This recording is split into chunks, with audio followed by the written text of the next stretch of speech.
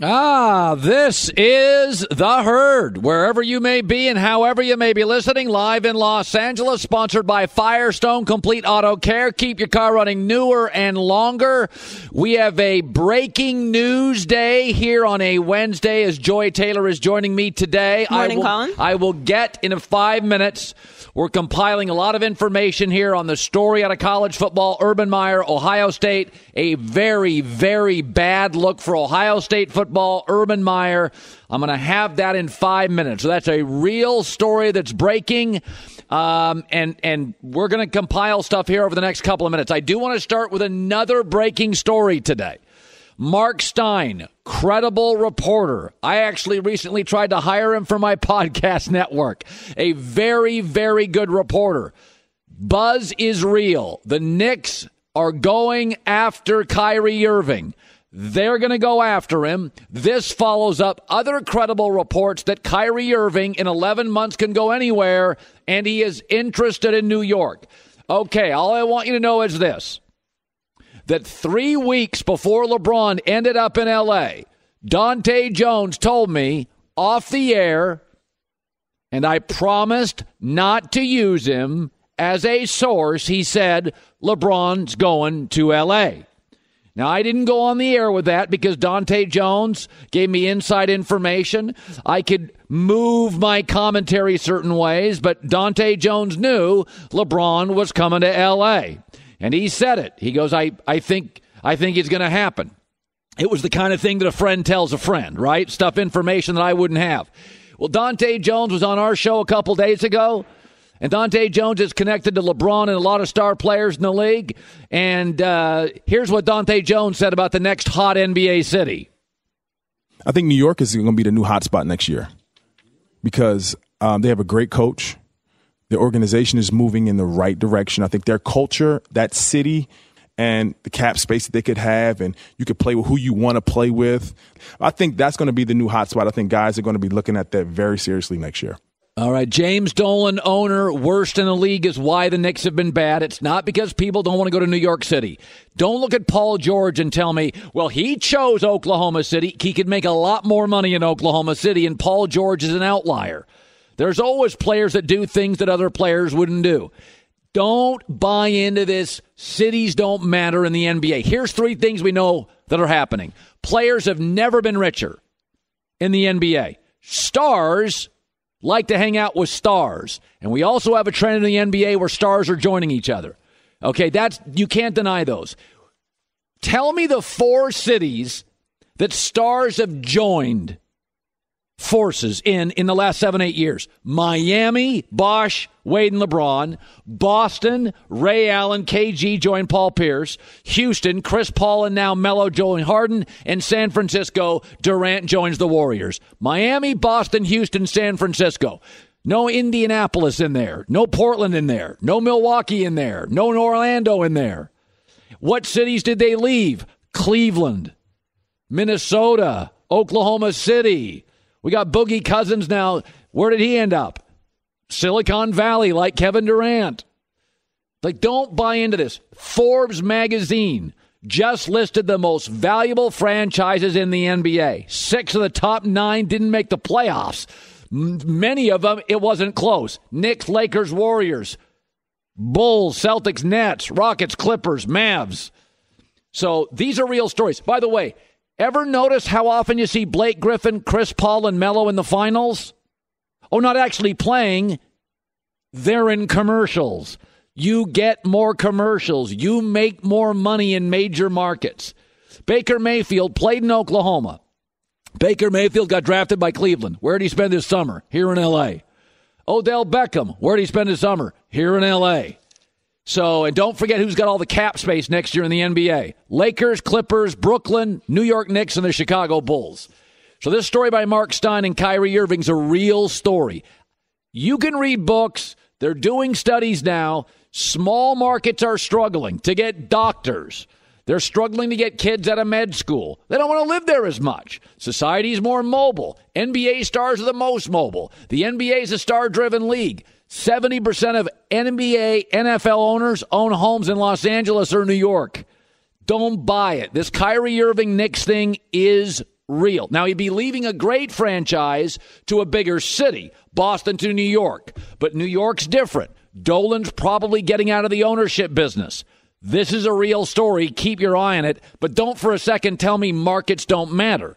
What happens is small markets drafted some really good players. You know, Westbrook, and Seattle had Durant, and they moved to Oklahoma City, and Indiana gets Paul George. And yes, and those small markets, Tim Duncan goes to San Antonio, and they look like they're dominating the league. But in the end, in an era when stars are joining each other, in an era when the NBA's never been more star-driven and mobile, and in an era when people are joining forces and moving regularly in and out of sports, don't tell me New York's not viable. Cap space next year, stars moving, they've already moved. Watch this story on Kyrie, Irving, and the Knicks. It's a real thing. All right, this is a very, very ugly story. Brett McMurphy, another reliable source. He covers college football. Used to cover it for the place I worked at. They let him go. He's really, really good, and he's really, really reliable. According to his report, Urban Meyer, who after Nick Saban is largely regarded as the best coach in college football, and after Alabama, Ohio State's largely regarded as the second or third best program in America, that the coach Urban Meyer knew about a 2015 domestic violence incident involving an assistant. So Ohio State had an assistant. He was a wide receiver coach named A.S.Smith. His wife at the time was named Courtney Smith. Domestic violence. Pictures are ugly. Urban Meyer denied it. Urban Meyer told the press, I don't know anything about it. This was an utter denial, front of camera, multiple times. Brett McMurphy is uncovered text messages to Urban Meyer's wife, regularly supporting Courtney Smith. Get out of the relationship. According to other text messages, multiple wives of other Ohio State assistants and staffers, wives within the program, knew about it. Well, I got news for you. If my wife knows about something with domestic violence at work, she's bringing it up to me. So is every wife in the world. Urban Meyer, according to these reports, knew, and Urban Meyer went on and denied knowing anything. Now, I don't understand why you would do this for a lot of reasons. One, I've always said, how you treat women kind of defines you as a man. There's a lot of things we think define us. What truly defines us is how we treat women in society. How do we treat kids? How do we treat women? How do we treat people historically not in power places? I don't understand the win for Urban Meyer. I understand when people lie because they're gonna get rich, and I don't understand the win here. I don't understand the deception here. I also know this, that in my years in covering college football, 10 years ago, 15 years ago, I went on the air and said the next great coach is Urban Meyer. I said this when he was at Utah. You know, I said, this is your next great football coach. He went to Florida. The knock on Urban Meyer was always this: he does not punish. Aaron Hernandez turned a blind eye to stuff at Florida. Florida was a mess when he was there. Many off-field problems. Whether they were covered up or not, they were allowed. People stayed within the program. It was a mess. This story now validates people who think Urban's been very soft on really, really egregious behavior. Does Urban Meyer get fired? I don't know. I will throw this out. Regardless of whether it's right or wrong, things that I'm going to mention do matter. LeBron just left the state of Ohio. The greatest star in the history of the state left. 3 weeks later, would they fire the best football coach the state's ever had? In the state of Ohio, does that play a role in it? Is there now a huge group, a rallying cry to support Urban Meyer? He's been a good guy. This is the first real problem. I don't know. I have no idea. But this is sound of Urban Meyer from Big Ten Media Days, denying he knew anything about receiver coach Zach Smith and the felonious domestic assault against his then wife. 2015, I got a text late last night that something happened in 2015, and there was nothing, unless, once again, there's nothing. Once again, I don't know who creates a story like that. Okay, so according to Brett McMurphy, his report disputes that comment. And that's where we stand with this. It is breaking. We're going to have Bruce Feldman on next hour. I don't know what happens. This is really ugly. I don't understand the deception. I don't see the win in the deception. And in 2018, especially in the environment now, this plays really poorly. It always plays poorly. But I think you're seeing more punitive action to mistakes like this. 20 years ago, I would have come on a show like this and said, he'll survive it. 10 years ago, I'd say this is awful. He'd probably survive it. Today, we are taking more punitive action against men in power who overlook or deceive in situations with women. I think this is a major story. I think this is an incredibly damning story. And I don't understand why there would be any deception here. By the way, the Zach Smith and Courtney Smith are no longer together. It should be noted. And in the text messages uncovered by Brett McMurphy, and again, I'm just reading this live, Urban Meyer's wife, Shelley, saying, I'm with you. A lot of women stay hoping it will get better. I don't blame you. Just want you to be safe. Do you have a restraining order? He scares me. Shelley apparently was a frequent texter to the wife. All right, there you go. That's the very latest we have on it. And next hour, Bruce Feldman will be joining us, our college football reporter of note at this network. Joy, any thoughts on that? I mean, I'm with you. I don't see the win in lying in that situation. It's impossible for me to believe that he didn't know that it was going on. Well, I mean, I'm just going to speak as a married guy. I mean, just as forget being a married guy, as being the head coach of a team. By the way, this is an ongoing situation, and then all of the wives know about it. Either you have no control over your program whatsoever, and you're completely unaware, which no one believes, or you knew and you ignored it. Yeah, this goes kind of falls into my Rick Pitino thing. Exactly. It's your job to know. That is your job to know. If you run the company and you're one of your top lieutenants is in a situation like this, you don't get the leniency of being ignorant in that situation. I think it's, these college coaches, I struggle with he didn't know. That's kind of your job to know. It's absolutely your job to know. And if you're the highest paid state employee. Right. And if you did know and chose to not do anything, then you're liable in the situation. I don't know. I just know that the world we live in now, the action against men in power is much more punitive. So we'll see how this plays out. Bruce Feldman joining us next hour.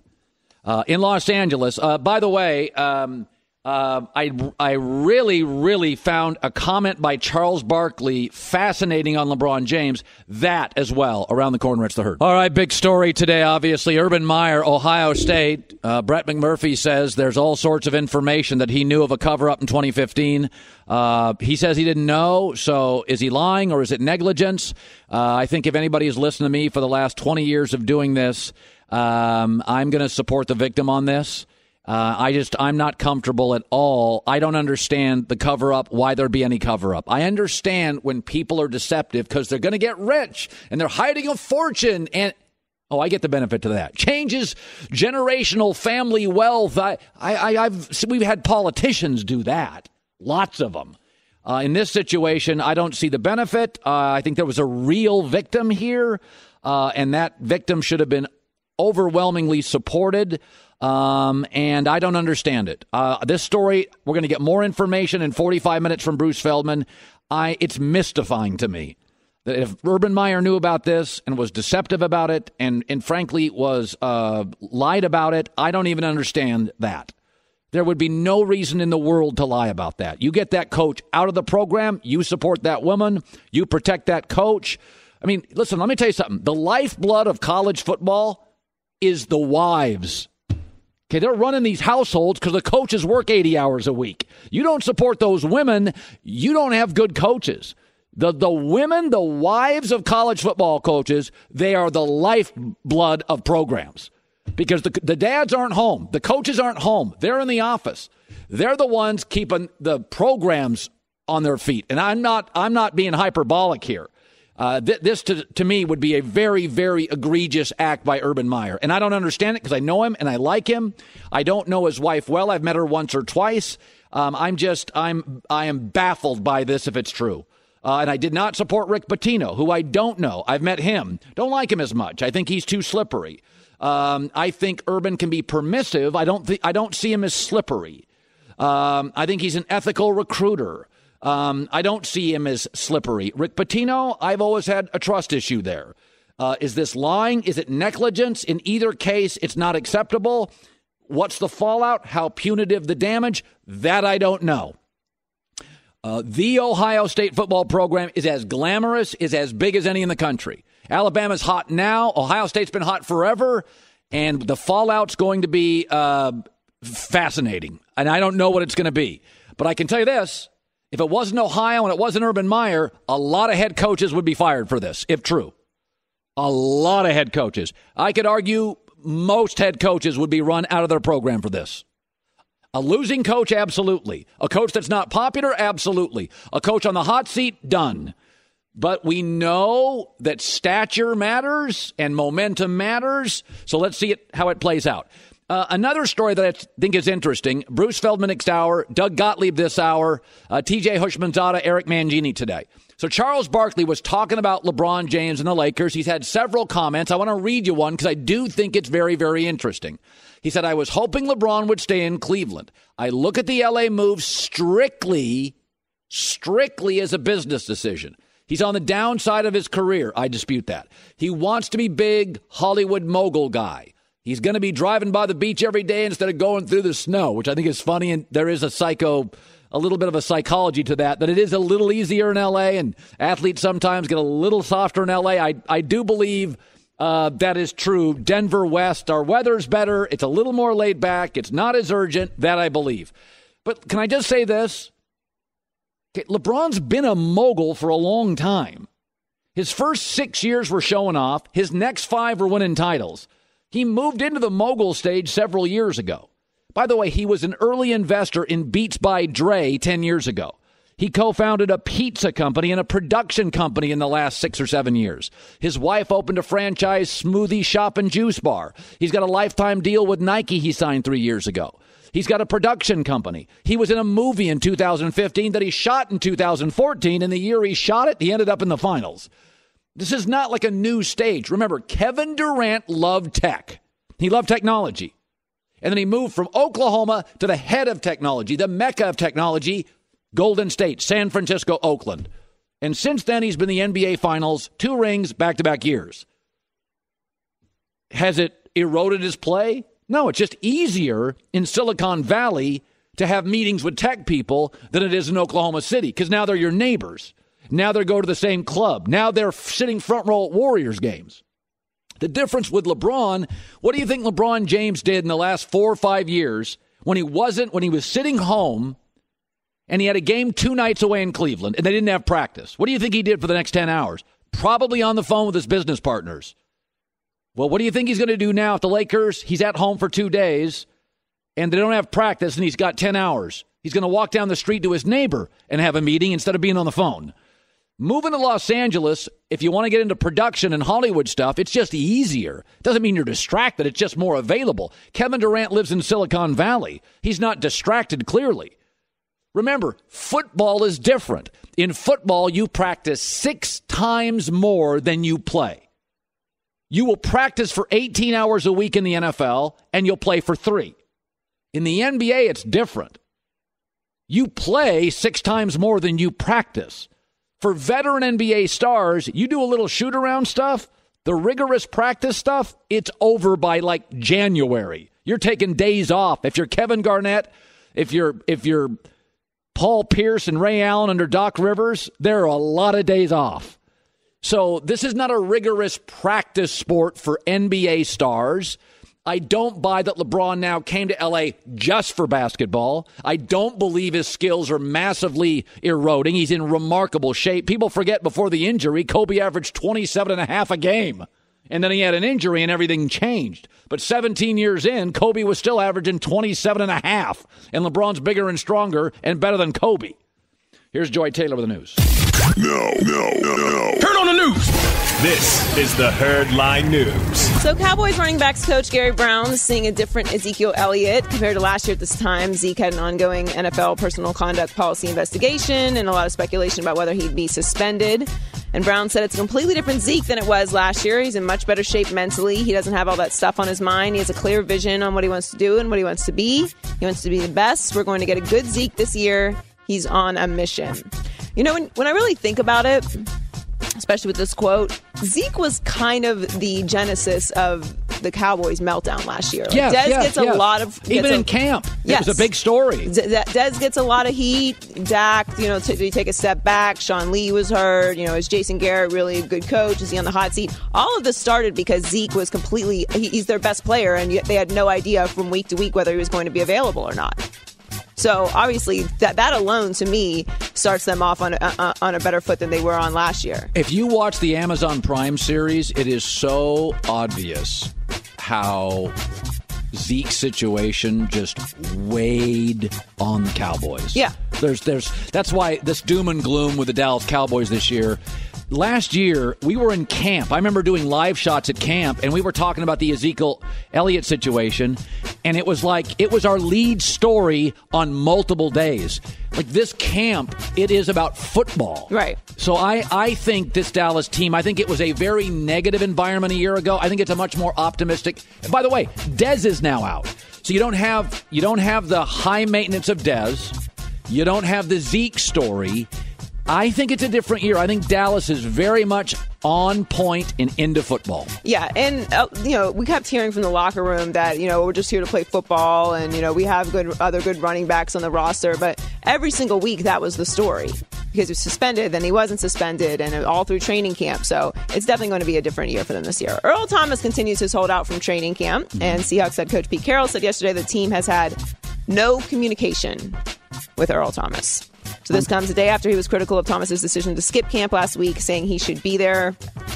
I don't know about the Seahawks this year, Colin. Moving forward at all. Listen, companies are either like our FS1.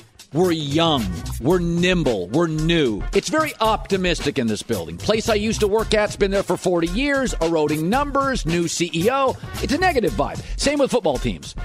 San Francisco right now has got Garoppolo and a new coach and a GM. It's very optimistic. The Rams moved to L.A. They win a bunch of games. Very optimistic. Right. Seattle in this division, Cam Chancellor retires. Cliff Avrill's gone. Richard Sherman's banging on him. Earl Thomas won't talk. The vibe in Seattle today, it is a heavy, weighted down vibe heading into camp. Well, they've completely lost their cultural and identity. Yes. So now everybody's pointing fingers, and the pieces that are left are trying to hold on to what was, or in Earl Thomas's case, probably trying to get out. I mean, he wants to be traded. Yeah. So finally, in true Cleveland fashion, someone wants to give Tristan a parade for allegedly punching Draymond Green. Did you see this yesterday, Colin? I saw the story, yeah. So they have a Facebook event invite that already has 2,200 people responding that they're going. 10,000 have said that they're interested. So this parade is planned for October 13th. That's Tristan's number at the Q at 3:10 p.m. So basically the story was that Tristan Thompson and Draymond Green were at a party that LeBron was throwing at Club Delilah here in L.A. after the ESPYs.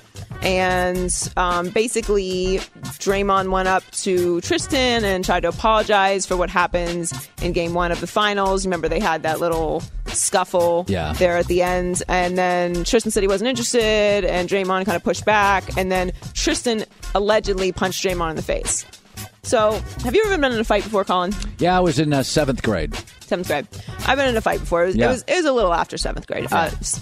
Maybe several. But anyway, the point is, if you get punched in the face, you're not staying at the club that you're at. You're going to leave. Right. So I think it was more of a shove. I'm actually almost positive it was more of a shove than a punch. How disrespectful would it if you're invited to a party, a private party that the world's best athlete's throwing, and you get into a fight at the party? That's totally disrespectful. If I get invited to somebody's house and it's the most famous person in my industry, I don't have the dignity and class to not get into a fist fight at that guy's house. It's totally disrespectful to LeBron James. It really is. And on top of it, it's Tristan, his former teammate, who's really only relevant because of LeBron James in the first place. Okay. But it just wasn't a fight. Like, that's just not. I mean, there may have been some pushing and shoving and some yelling and some calling of names, but there is no version in life where I believe that Tristan Thompson punched Draymond Green in the face. There's two rules when you get invited to a party. Okay, if you get invited to a party plus one, you can't invite extra people. It's not your party. That's rule number one. Right. You don't decide, listen, I'm going to invite more people than I'm allowed to on the invitation. That's a no. Secondly, when you're invited to a party by somebody that's superior to you, have a little refinement and a little class and a little dignity. Shame on Tristan Thompson and Draymond Green. You're lucky you even get invited to parties with LeBron James. You should be down at Applebee's ordering an appetizer. The world's best athlete says, would you like to come to my party? And you guys turn it into a fight. I would, Lord. I just don't know if I'm going to classify it as a fight. Okay. It's more like some pushing and shoving. All right, Joy Taylor with the news. Well, that's the news. And thanks for stopping by. The Herd Line We go to New York City via the Coward Global Satellite Network. My friend Doug Gottlieb filling in first things first this weekend. Let's start with this, Doug. A lot of topics. Culpability for Urban Meyer.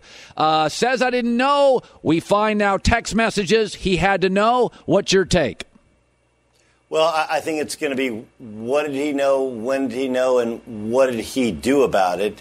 Obviously, there's a little bit of a text trail here. Look, there's an Ohio State's locker room, and you can go online and find this. It says treat women with respect, right? And under no uncertain circumstances. And this would run directly counter to that. And look, I think what he has done at Florida and Ohio State on the football field is remarkable. But there was nonsense that took place off the football field at Florida. There was turning a blind eye to many things. And maybe you could say, hey, look, he wanted to change these guys' lives. He wanted to improve them, and he would take guys that had issues. When you start to talk about Urban Meyer, it's impossible not to mention, a guy who became somebody who, killed somebody in the National Football League, did play for him. I don't know. Look, the one thing I've learned here in only a year working at Fox, I remember what happened with Sean Miller, and I want to take a deep, deep breath and wait till all the facts come out. But if he knew that one of his assistant coaches was accused of and was in any way guilty of abusing his wife, and he allowed him to remain on staff, these are fireable type of offenses. Yes. So he's got a ton of positive equity with what he's done on the football field, and for the most part, what they've done off the football field. But this is the way it began with Jim Tressel. Grant, and that wasn't having anything to do with women. That was with gold pants. What did he know? When did he know? And what did he do about it? We'll take a deep breath, wait till all the information comes out. Brett McMurphy has done an outstanding job of uncovering some sources and some information. There will be more to come out, and we'll be able to know at least a lot more than we know right now. I'm cautiously pessimistic, though, because this is the trickle that usually starts before the flood. By the way, Stadium, a sports media company, did an interview with Courtney Smith, who was assaulted, felonious assault against the wife. She said Urban's wife told her she was going to tell Urban. It's never been confirmed she did. We'll leave it at that. I want to segue to Charles Barkley. Has been very outspoken. Some think it's jealousy. I'm not sure it is, because Barkley had a great career, been a great broadcaster, and I don't see him, maybe a little petty, I don't know if jealous. But he says that LeBron moved to L.A. just to be a mogul, and LeBron's team's a 5 or 6 seed at best. Let's start with a mogul thing. Do you think, what percentage of the move was mogul? How much was hoops? Isn't this what you've been saying all year? Yeah, I think mogul's part of it, but I think he's been a mogul for years. No, I mean, but look, everything Charles is saying, I think is accurate. And maybe Charles has been able to climb to being probably the most prominent, opinionated broadcaster in the country for this very reason. He says what he thinks and what he feels. And in many ways, he's taking what you've said and what others have said about the Lakers. Do I think it's 100% about post-NBA? I don't. I think he thinks he can win there. I don't think anyone believes he's going to win a championship this year. I think somewhere between the 4 seed and the 6 seed is reasonable. I think they're a little bit better than he wants to give the Lakers credit. But I also think here's the one thing missing with Charles Barkley talking about the move to Los Angeles. There wasn't any, hey, what would have happened had he stayed behind? That thing was a mess. The Celtics are going to be better. The Sixers are going to be better. So we do only look at it as, well, he went to the Lakers and it's about being a mogul. Sure, I think he wants to be in Hollywood. I think he wants to do things outside of basketball. But I still think he wants to play basketball. Is he past his peak? I think that's reasonable. Is he on the downside of his career? It all depends on what you consider the downside of his career. I would say 3 or 4 years ago, maybe even 5, he was at his athletic peak. He's probably at his basketball IQ peak right now. But at some point, his body will begin to fail him. And I think we're a little bit taken by the stats, but everybody's stats are better. You said it about football, Colin, and you're right, but it's because the rules have changed in football, the rules have changed in basketball. Hell, the way we play baseball has changed. Everything is driven by offense because that's what we as viewers, as pundits, as fans, that's what we want. And so the stats would tell you that LeBron James is as good or better than he was 3 or 4 years ago. The reality is he takes more plays off defensively. The reality is he doesn't necessarily move as well. He's still an incredible player. He's still either the best or the second best player in the league, but he's not at his athletic peak, and he's begun the down part of his career. That doesn't mean he's in the valley. That just means he's slightly past the peak. I agree with everything he said. The only part to it I disagree with is there's this sense from Barkley that LeBron doesn't want to compete anymore. And I don't think that's the case. I think there's a joy in building. I think he loves the idea of putting things together. And I think he actually really liked this year the new energy he found when the Cavs made a trade and brought in younger faces. I think those younger guys grew up idolizing him. I think they're easier to manipulate. He likes seeing their growth. So I think it's a bunch of those things together. But I don't think he's wrong. I only think he's wrong if there's this negative connotation that he doesn't want to compete at all for a championship in L.A. I don't think that's the case. By the way, the other day, I got to end with this because we're up against the clock. And I was just talking, and I said, I don't want to get into ranking people. I said, but the 8 best quarterbacks I've ever seen in my life, and I listed them. And I put Terry Bradshaw. People said, well, he works at Fox. And I said, no, I'm 54. I saw him play in his prime. He was a dominant player beating other dynasties. The Shula dynasty, the Raiders dynasty. The Cowboys were great with Landry. Then I put on Drew Brees, and people said, where's Aaron Rodgers? And I said, listen, I'm a big believer in what do you inherit in life. Drew Brees inherited a laughing stock of a franchise. They were Cleveland. Whereas Aaron and Steve Young, who most people put ahead of Brees, inherited great franchise, momentum, terrific scouting departments, coaching staffs, and there was a momentum to both franchises where they sat behind legends, they were well-staffed, good money, good staffs, good scouting, good players. Your 8, so my 8's Roger. Your 8 is different than mine, and I'm looking at it right now. I don't have Aikman and I don't have Bradshaw. You don't have Aikman and you don't have Bradshaw. And listen, I understand that Troy not only works for Fox, but I think he might go down as the most underrated of the superstar quarterbacks. But in addition to the numbers not being there, you want to talk about what you inherited. I mean, look at that offensive line. Look at the skill positions. He had one of the great all-time running backs behind him. And at the time, Norv Turner was ahead of the curve as an offensive coordinator. I mean, he was surrounded by the best of the best. He was deadly accurate. Troy Aikman was a great player. And I think the rules and playing indoors and playing for Sean Payton has all helped Drew Brees. Brees is the one that you got to kind of swallow hard because he doesn't really play indoors, right? And he's really been helped. But the numbers are obscene. Marino's one that I am old enough to remember. They were playing backyard football before backyard football was cool. Never had a running game, never had a defense, and only went to one Super Bowl. I would put Steve Young in. He led the league in touchdown passes, I think 4 different times, in completion percentage. He was a low interception guy, and he was a ridiculous athlete. He's the best of the athletic quarterbacks before we found Aaron Rodgers. But I'm going to disagree with you on Rodgers. Rodgers is the best quarterback I've ever seen play the position, and he hasn't been on the best franchise. He hasn't had a great defense. He hasn't had a running game. He's played through his own injuries. So I didn't see Bradshaw. I know it was a different game then. I know they won 4 Super Bowls, and that's like me talking about Wilt Chamberlain or me talking about Bill Russell or me talking about Jerry West. I know they're different levels of great, but my opinion shouldn't really matter because I didn't see them live. Everyone else I saw live is unbelievable. I think Montana's still probably the GOAT because much like Michael Jordan, he never played poorly or never seemed like he played poorly in the biggest games. I know his coaching staff was great. I know that they were running the West Coast offense before everybody else ran the West Coast offense, and he had Jerry Rice, but some of that was Montana. He was steely with his nerves, even if he lacked the big-time arm strength. He had incredible accuracy. So I would put Aaron Rodgers, I would put Steve Young, I would leave Aikman off, and I would leave Bradshaw off only because I didn't see him. But we both agree with Drew Brees, and I love that. Doug Gottlieb in New York, first things first. Thanks, buddy. See you, bud. Coming up next, John Gruden, more wackiness. Mike Tomlin, is he listening to the criticism? Interesting story out of Pittsburgh and the Steelers next, the Herd. By the way, we'll have more on the Urban Meyer story. Top of the hour, Bruce Feldman. Should be noted that the wide receiver coach was with Urban Meyer in Florida, and Urban acknowledges in 2009 he was aware that A.S.Smith had been involved in violence against his then girlfriend.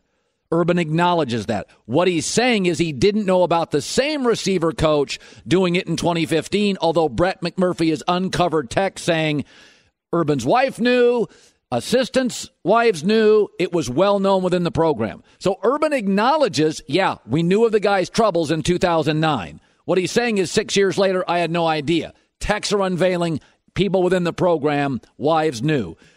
Can you prove Urban knew? That's different. We live in a more punitive time for men in power. I think if Urban was a struggling coach or an unpopular coach, he would be out of work today, or he would be suspended. This would be a career-ending moment. But we know the way the world works. Power, Ohio, football crazy, the Ohio State. Can you absolutely directly link knowledge to the lie? You can say some negligence. Can you find the lie? We've got text now. Bruce Feldman next hour in what is really a troubling story, and it just escapes me what would be the benefit. It's completely avoidable. Of being deceptive in this instance. I'm not saying I don't get deception in life. Domestic violence, you're already established. You're the highest paid state employee. I don't get deception here. I think it is really ugly and really unfortunate. I want to say this. Another football note's interesting. Mike Tomlin has a reputation as a player's coach. I mean, that's his reputation. I've been very critical of Mike Tomlin. Last 7 years, he's 3-5 in the playoffs. Only faced New England once, so don't tell me New England's the problem. Because New England's not the problem. 7 years he's faced them once, he got blown out. Okay, last 7 years with a Hall of Fame quarterback, great running backs, unbelievable receivers, elite offensive line, and generally a pretty good defense and pass rush. Often playing games at home, they're 3-5. 2 of their 3 wins in the playoffs last 7 years, Matt Moore and A.J. McCarron were the quarterbacks. He lost to Tebow. I repeat, he lost to Tim Tebow when he had Dick LeBeau as defensive coordinator and a Hall of Famer Ben Roethlisberger in his prime. He lost to Tebow.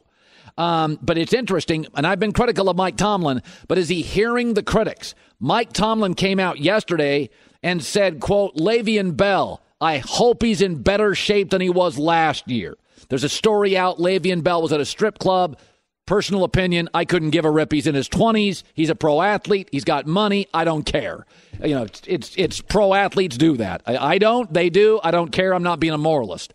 But I do think what's interesting is Mike Tomlin coming out and Mike Tomlin blasting a player.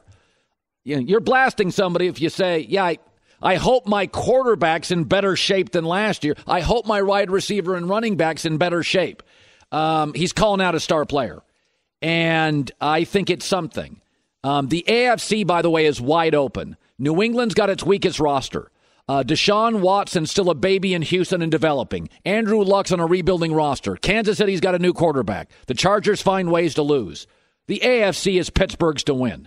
And I think the media has often protected Mike Tomlin.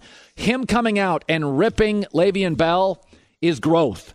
I think now you're from Pittsburgh, and Mike Tomlin's beloved. He's got Super Bowls. I totally get it. And if you look at their schedule this year, it is a made-to-order schedule. They have all their tough games at home. They get Kansas City tough game at home, Atlanta tough game at home, Carolina tough game at home, Chargers tough game at home, New England tough game at home. They got to go to New Orleans late in the year. They'll have the playoffs wrapped up.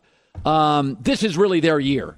This is the year for Mike Tomlin. There's no excuses now. You have Hall of Fame owners, Hall of Fame quarterback, Hall of Fame back, Hall of Fame receiver, the next great receiver, one of the 5 best offensive lines, maybe one of the 3 best offensive lines in football. I totally agree with you. I think that the window is closing after this year because Le'Veon's not going to be there next year. And by the way, Andrew Luck's going to have better players. Deshaun Watson's going to have in a couple of years. And Ben will be a year older. Patrick Mahomes could be very good by then. We don't know. Patrick Mahomes is a baby now. He's a cub. So I see this as some growth. We also have a story about John Gruden. I'm just going to read this. This thing continues to be crazy. We've got, according to Ian Rappaport, the two sides have no contract talks since February. It comes out again today. John Gruden and Khalil Mack are not talking. There's nothing going on. Mack's in his final year of his rookie deal. He's a tremendous player. I think there's some things going on here we're not talking a ton about. One of them is, I think Gruden would like to have him, but the Raiders are the poorest franchise in the league. They don't have $100 million in the bank. They have the poorest owner. They were last in revenue 2 years ago, and they're even worse now because they're a lame duck franchise. The latest on Urban Meyer around the corner. Hour 1 is in the books. Hour 2 coming up. We've got Bruce Feldman, Eric Mangini, TJ Houshmandzadeh in L.A. Hour 2 with Joy. This is The Herd. Welcome in. This is The Herd. Wherever you may be and however you may be listening, live in Los Angeles, iHeartRadio, Fox Sports Radio, FS1. Joy Taylor is joining me in 15 minutes. Bruce Feldman on the controversy at Ohio State football and Urban Meyer. Did he know and did he lie about 2015 allegations proven to be true against Zach Smith, wide receiver coach? Felonious domestic violence. Urban Meyer says didn't know about it. Text unveiled today. He appears to have known about it. At least his wife did, and many on the staff did. Joy Taylor is joining me. This is a story that's developing. I've said I'm not in the calling for people to get fired business. I did break my own rule with Rick Pitino. I said enough was enough. If you don't know there's a brothel 25 steps from your office and you've only got 12 players and 5 coaches, that's a you problem. I've always defended college football coaches because you got 85 players, you got 20 assistants, you got 30 trainers. It is a much bigger company. Things can fall through the cracks. But when you have an assistant coach who was with you for 5 years at Florida and you knew there was a domestic issue and violence in that situation, you acknowledge you knew, he moves to Ohio State. There's more violence, and you're now saying, I didn't have any idea. When we have text messages coming out from Brett McMurphy, a reliable reporter, it leaves me to be very cynical and very suspicious. Bruce Feldman in 10 minutes. Joy and I will continue to talk about this story. I will say there's 2 other stories in sports that are more fun than that story.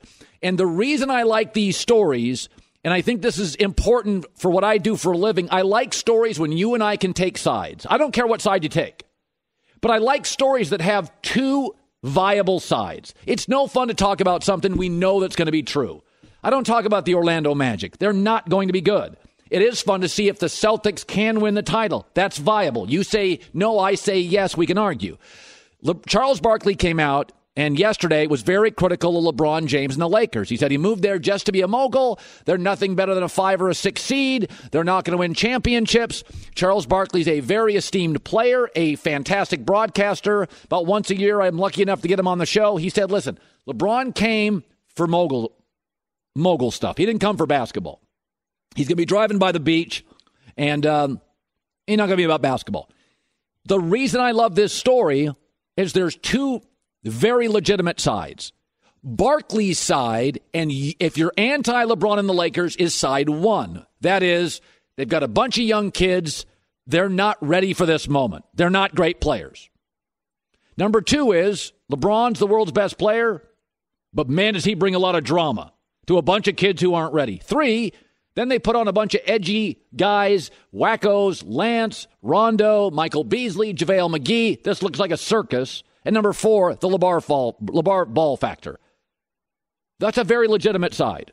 That is a very legitimate argument. Now, my side is side 2, which is, I like their young players. Kuzma, Ingram, Lonzo, Josh Hart. They're nice players. They're C players. I think all of them can elevate, especially Kuzma, to B+. I like their young players. Secondly, I think it's the perfect time to come to the West. The Warriors dynasty is showing fatigue. Dynasties generally don't last 6 and 7 years. They last about 3, and then players get worn out or move. Also, San Antonio, Minnesota, dysfunctional, and Houston's not as good as they were last year. I also think Rondo's actually still a really good player and is a perfect mentor for Lonzo Ball. And I think also LeBron pretty much wins everywhere and makes it work. He's not selfish. He's a giver. He's a good teammate. He'll make it work. That's my side. Here's the good news. There's 4 players, stars available. Klay Thompson, KD, Jimmy Butler, and Kawhi. If one of them chooses L.A., I win the argument. If none of them do, you win the argument. Because they're not winning a championship if LeBron's the best player and Kuzma's the second. Kuzma has to be the third or the fourth. So this will be decided probably in a year. You'll be right side 1. I'll be right side 2. Because if they get Jimmy Butler and LeBron with these players, they're going to win a lot of games, and they're going to get to a final. They are. If they get Kevin Durant, they're going to a final and winning it. If they get Kawhi and LeBron, they're going to a final and probably winning it. They get Jimmy Butler, they're just going to go to the final, because by that time, it'll be another year for Golden State, and I'm not sure Kevin Durant will be in San Francisco and Oakland. Here's what's going to decide which side is right. What do they look like October to the trading deadline? Is it a party, a bar you walk past and think, I want to go to that bar? Are the Lakers on TV? Staples is magical. LeBron is energized. The players are all getting better. And it's the kind of vibe that's the talk of the league. Then I'm going to win the argument, because that will attract players. Everybody walks by a bar. You're with your wife. You're walking down a street. You look at a bar. You never want to go in a bar that looks dead. And your wife's like, she's got heels on. She's got a beautiful dress. It's a Friday night. It's you and your wife. The kids are at home. You want to go to the party that looks like it's got energy, that looks like it's fun, looks like you can join it and have a great night. Nobody wants to walk by the bar. It's the bartender, Sal, one drunk at the end of the bar, and you and your wife's all dolled up. Honey, you want to go to that bar? Nobody wants to go in that bar. So it's all going to be decided by 4 players. I win if we get one. You win if none come to L.A., and it will depend largely on acquiring that player based on what is the vibe October to the trading deadline. And if it's fun and energized, the players are better, Rondo behaves himself, so does Lance, they'll get a player. Because players like joining great parties. Rich people like joining other stars in fun environments where they can grow and have a great time. And if it's clunky and it's uneven, and Rondo goes Rondo, and Lance is too kooky, and Kuzma gets hurt, and Lonzo's temperamental, and LeVar talks, then they don't get the player. That's why it's so fascinating. Their sides, we'll know in a year, and we may know by the trading deadline. Here's the other story. Good Lord, this thing changes every day. I swear to you, Joey, this story changes every day. Report, Baker Mayfield has floored Browns coaches. The word they used is floored people at the training camp. Again, a week ago, the coach was like, he's not ready to play. Now he's flooring people. Okay, this is coming from the owner who wants to sell tickets, and they're picked for 4th place. I'm going to make a prediction on this. You and I are mostly on the same side on this story. I don't think he's going to be a bust, and most of you don't think he's going to be a bust. But I'm going to predict how this story is going to work out. The Cleveland Browns owner, Jimmy Haslam, doesn't really respect the coaching industry. In the last 10 years, Tennessee Volunteer Football's had 7 coaches. He runs that program. Here's what's going to happen with Baker Mayfield. They open up with Pittsburgh and at the Saints. They're going to go 0-2. And Jimmy Haslam, the owner, is going to come down and say, I think we should start Baker Mayfield. We're at home. It's the Jets. It's a Thursday night TV game. I want to buzz for the stadium. Hugh Jackson is going to push him back and get his way against the Jets. Tyrod Taylor will start and win. Then they go to Oakland, and they're going to lose. And they're going to be 1-3 coming back home. Baltimore, L.A. Chargers, and Jimmy Haslam's going to lean on Hugh Jackson again and say, I want Baker Mayfield. And this time, Hugh Jackson will be a coach coming off an 0-16 season who is 1-3, and he'll cave. And Baker Mayfield will start home game Baltimore. That is my prediction. Archive it, John. Put it on tape. That's what will happen. Is that when you watch all these stories about Baker, he's not ready. He's flooring people. Not quite ready. Amazing. That's coming from upstairs. Eric Mangini talked about this on our show earlier this week. Jerry Jones is an owner that puts his name on every quote. Most owners don't. They have directives to coaches. Coaches make moves they don't want to make. And then if it screws up, the owner's like, fired. And the coach is like, you told me to do that. Jerry Jones puts his name on it. Jimmy Haslam doesn't. Mark my words. They'll be 0-2. Hugh will be pressured to start Baker, and Hugh will win. He'll push him off. He'll go, we can win this game. They will, but they'll lose at Oakland. 1-3 coming home, 2 home games. Steelers are probably 4-0. Baltimore's looking pretty good. It's a division game. You're already a game back of Baltimore. Few no-shows already. Mark my words. That's what's going to happen. By the way, Baker Mayfield's got a documentary. Part 2 of it is Sunday. It is incredibly compelling. I want to show you a clip I tried to show you yesterday. Do we have that, John? This is Baker Mayfield before he came on this show. I'd been very critical of him, and he had the guts to come on this show and confront me, which I totally appreciated. Here's a little minute of the behind the scenes of this I saw for the first time 2 days ago. It's Sunday is episode 2 here on Fox at 3. Roll the tape. I get to see my best friend today. I went on Colin Cowherd's show just to be myself. There's been a lot of skepticism about who I am as a person, and I wanted to address a lot of those issues that he keeps bringing up over and over again. You got the hoodie? Undraftable. Quoted by Colin Cowherd. I'm going to leave this on his chair. Oh, it's dirty. Whatever. He doesn't need a clean one. I knew he was a Sam Darnold guy. Let's bring him on. Baker Mayfield. Look at this. He's got a support group. Oh, I got something for you. Quoted by you, right? Undraftable. That is great. Yeah. I have a general rule. Don't like my quarterback showing up on police video. Don't love this. There's a lot of regret to it, but at the same time, that was a rude awakening. Just very eye-opening for me. By the way, that's the best answer you've given me in 10 minutes. That's what grown-ups say. I appreciate that. Makes me like you more. I went on there to prove my point of, you said I was undraftable. Well, I went number 1. I'm proud of who I am. I got what I wanted out of it. That was a clip from now part 2 all the way up, airs 3 Eastern on Fox this Sunday. A lot of behind the scenes stuff. I did think Baker hit a home run here. We confronted him on stuff. He acted like a grown up. I didn't like that he had 2 music people with him, Joy. Have you worn the hoodie yet? No, I've got it. Listen, I'm not rooting against him. I don't root for people to fail.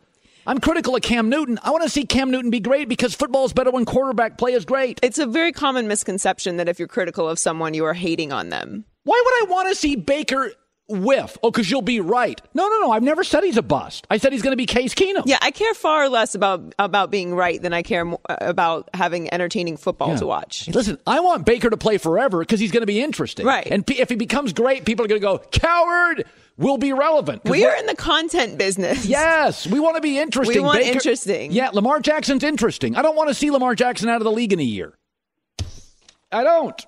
As long as a quarterback can play, if he can't play like Tebow and you're stringing it along, I get bored with that. Lamar can play. Baker can play. I don't think they're going to be as good as people suspect, but they can play. They're NFL quarterbacks. All right, Bruce Feldman around the corner on the breaking story at Ohio State. It is a very serious matter. Is the future of Ohio State football and Urban Meyer in jeopardy as we get ready for a massive college football season where Ohio State is seen as a potential top 3 or 4 playoff team along with Clemson and Alabama? Sunday on Fox, it's episodes 3 and 4 of the exclusive documentary about Baker Mayfield, where he appears right here on The Herd to confront Colin. Follow the NFL's #1 draft pick as he navigates his way through the complex world of professional football, all the way up Baker Mayfield Sunday at 3 Eastern on Fox, or stream it on the Fox Sports app. Oklahoma's where he starred. Ohio State, in my opinion, is the biggest brand in college football, not named Notre Dame, smack dab in the middle of the country. Right now, their coach, Urban Meyer, to me the second best coach in college football after Nick Saban, is under the spotlight for a receiving coach, A.S.Smith, who was also with Urban 2009 at Florida. There were allegations, no charges against this same receiver coach. Bruce Feldman is joining me on this incredibly serious situation. What is the most damning thing to you facing Urban Meyer right now? You know, Colin, when they express that expression, it's not the crime, it's the cover-up. In this case, the crime, the allegations, and everything is really ugly. I mean, domestic violence is obviously a serious topic, but then you go back to that other piece of it, the cover-up. Last week was Big Ten Media Days in Chicago. Urban Meyer and Ohio State had fired A.S.Smith the day before he was going to go to the podium on Monday. And when he said this, I think this is the hardest thing right now coming out of this that he's going to have to address. 2009, Zach was an intern, a very young couple. As I do any time that I imagine most coaches or people in leadership positions, you receive a phone call, first thing you do is tell your boss, let the experts do their jobs. We're certainly not going to investigate. It came back to me that what was reported wasn't actually what happened. And so Shelley and I actually both got involved because of our relationship with that family and advised for counseling and wanted to help as we move forward.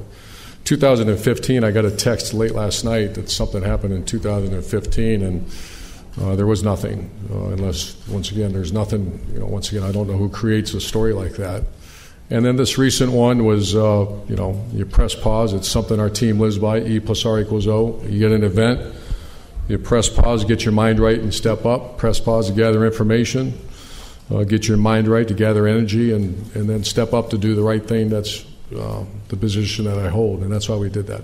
Now, Brett Murphy has unveiled text messages that Urban's wife knew back in 2015. Urban saying, I found out about it recently. What do we know? What do we know of A.S.Smith outside of this story? The coach who's been fired by Ohio State, who also had the incident in 2009. What do we know about him? Well, you talk to a lot of people who've been around the program. They do not paint a very good picture of him character-wise. And some of that had been baggage that I guess that staff had kind of worked around for a while. Now, does that mean because he was a shaky character guy that he was going to be a guy who had allegations of domestic violence? I mean, that's a separate thing.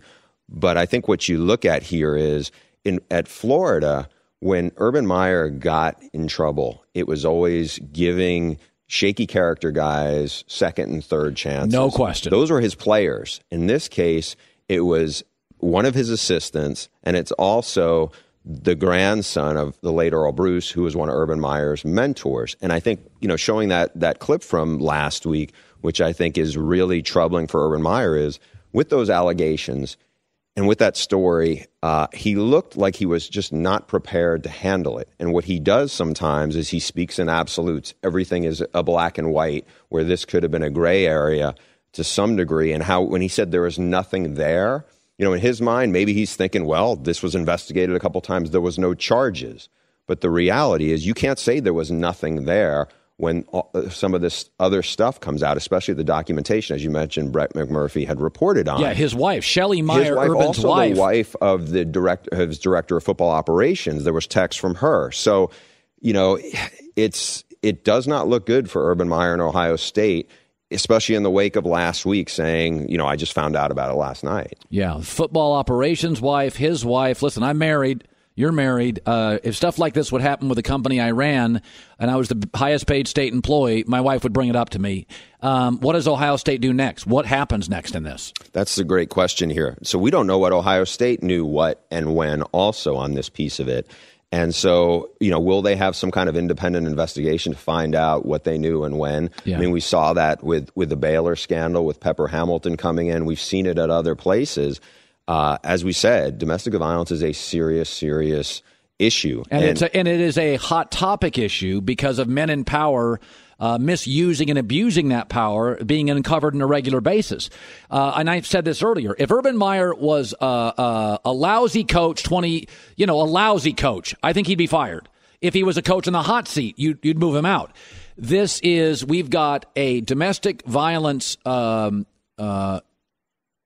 narrative right now, men in power abusing the power, and this falls in this time frame where we're more punitive, we take it more seriously, we are harsher on the men in power who say they didn't know but knew. I mean, is his job in peril? I mean, Art Briles didn't last. Rick Pitino didn't last. We've seen deniers. Well, you know who also didn't last was Jim Tressel. And Jim Tressel got caught lying to the NCAA. That involved, tattoos, extra benefits, stuff that I think we sit back and go, that's nowhere near as serious as the issue of domestic violence. But one is lying to the NCAA. The other one in this category feels like it more falls into the category, were you being truthful with the media? That's not the same thing in a lot of administrators' eyes and certainly the NCAA's eyes. Good point. How is Ohio State going to handle this? I mean, as you mentioned, you have a really, really volatile issue, and I'm not sure what the next step is for Gene Smith, the AD there, or the president in terms of how do they go through the fact-finding, and also what other kind of text messages, photos, what else does the ex-wife have that may come out subsequently. Okay, so we have Urban Meyer's wife with text messages. That's been uncovered. We have multiple assistants' wives. Staffers, yeah, the director of football operations. Okay, wife, so the director of football operations, is that a woman? No, it's the wife of his director of football operations from Florida as well. Okay, so, I don't even want to ask gut feeling. I'm not in the position to call for people's jobs. There's just a lot of things here that make me incredibly uncomfortable. I told Joy this earlier. I understand deception when there's a financial windfall. We've seen politicians lie. We've seen CEOs lie. But I don't understand the value of deception here. We had a real victim. Urban Meyer's legacy was established. There's no reason for him to be anything other than strict and rigid on this situation. I don't get it. I'm confused by this. Yeah, I am too, especially if something like this is out there and you know it. At some point, you see a guy who is, as I said, this is the grandson of his mentor, Earl Bruce. Does he feel like he's being loyal to him? I get that it is not easy for these guys to speak in front of a podium and talk about personal matters, especially when they are, Zach Smith's never going to coach again. Now, if this stuff is true, and with this level of documentation, Zach Smith probably shouldn't coach again. Yeah. And I think when Urban Meyer is standing there, he's going, look, Ohio State fired him, but beyond that, it was like, okay, how seriously did you take this? What steps were in place? Because I think now we are, as you mentioned, we're in a new place in terms of how society, and I think rightly so, addresses some of these serious issues.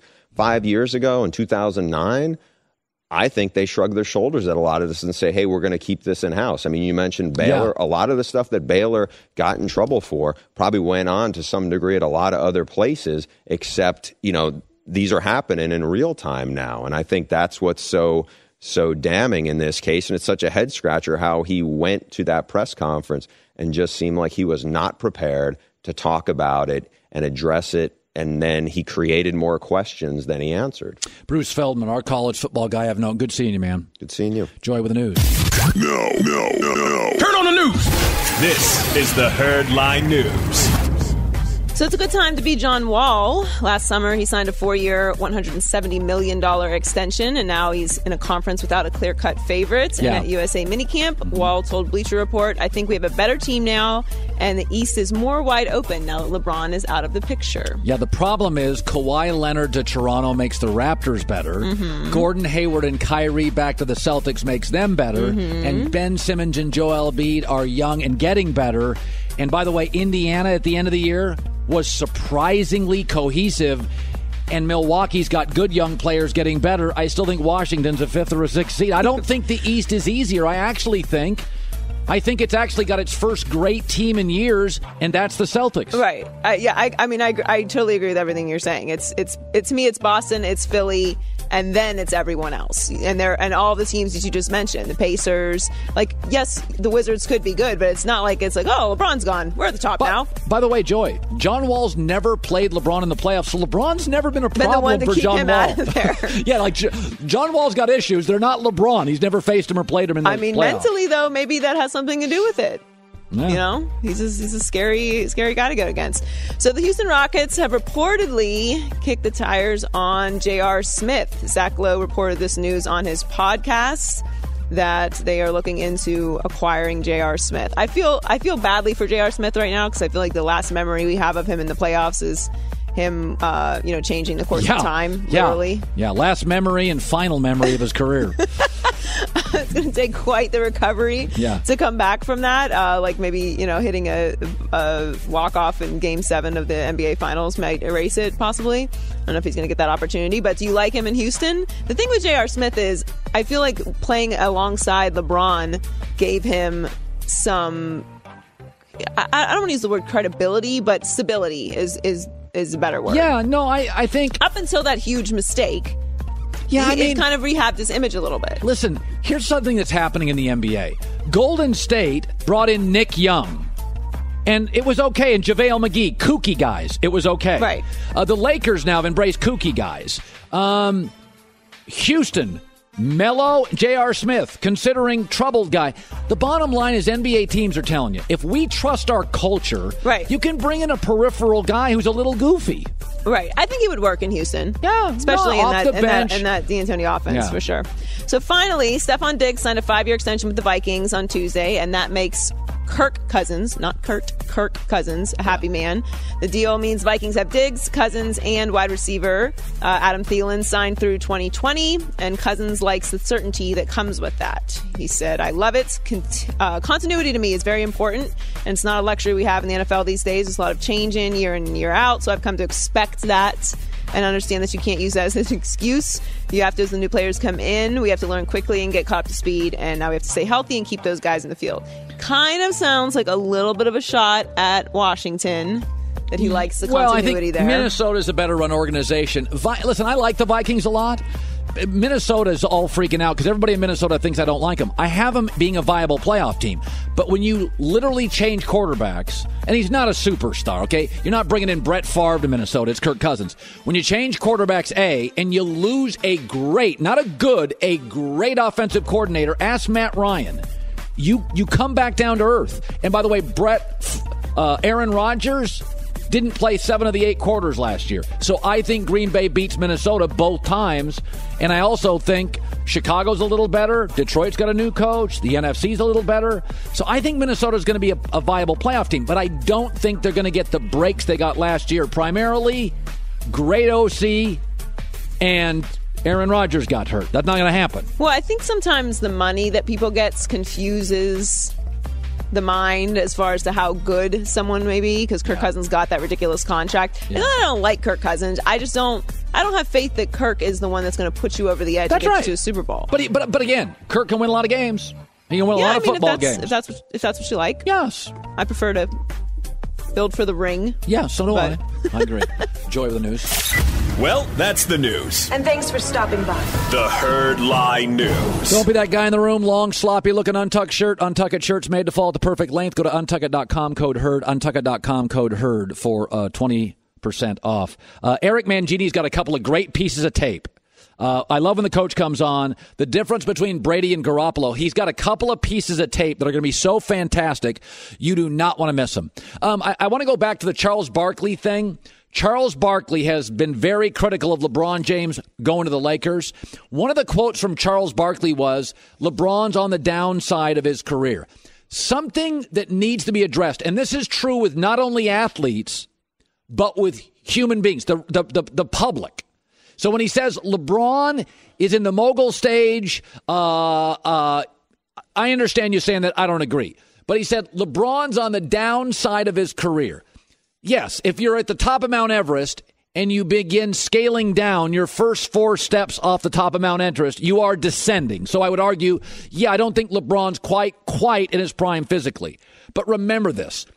In the NBA, how do you treat your body for your career? Melo, never in great shape, fell off a cliff. Last year, he fell off a cliff statistically.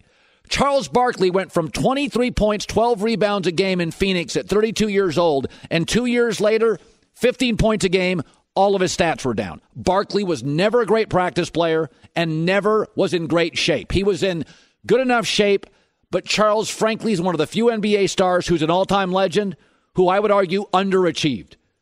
So Carmelo fell off a cliff. Barkley fell off a cliff. Shaq in Miami 15 years ago, 2003, 28-11 and shot 58% from the floor. 2 years later, he missed 40 games down to 17-7. Shaq wasn't a great practice player, always a little heavy, put on weight. So when you are a great player, even a great player, Melo, Barkley, Shaq, you fall off a cliff. Now, let's talk about guys who were always in great shape. David Robinson, Ray Allen, Kevin Garnett, Tim Duncan, Kobe Bryant. Until Kobe got hurt, Kobe was averaging 27.5 a night. Tim Duncan, gradual. Tim Duncan was past his prime his last 9 years in the league, maybe his last 8. And you were seeing tiny, gradual erosion. LeBron's a smarter player. He's a freak as a body. LeBron's going to be a 27 to 28-point guy as long as he wants to. Now, if he wants to be a 24-point guy and elevate others, he can be that too. But when people say he's not in the peak of his career, he's not in the physical peak. But he will never be a guy that falls off a cliff. He is going to be like Kobe until the injury. Gradual, minute dissension, and most of it on the defensive end. Coming up next, Eric Mangini lays out Brady and Garoppolo. You want to see the big difference? We got a piece of tape. The latest as well on Ohio State Urban Meyer and the accusations there. Eric Mangini is going to join me. And as I bring Eric Mangini out, I feel pretty good about myself. I'm puffing my chest up today as the New England Patriots are working out Eric Decker, who had one touchdown and was hurt last year. Basically, this is my theory this year, is that Gronk's averaging about 10 games a year. Tom's 41. They still have a great coach. They just don't have a ton of dynamic players offensively. Edelman's out for a month. So now they're working out Eric Decker. They just cut Jordan Matthews an hour ago, and you still like him this year. Well, the people they did maintain were Josh McDaniels and Dante Scarnecchia. Those are huge pieces. Being able to keep the offense coordinator, being able to keep the offensive line coach, that was a huge, huge win for them.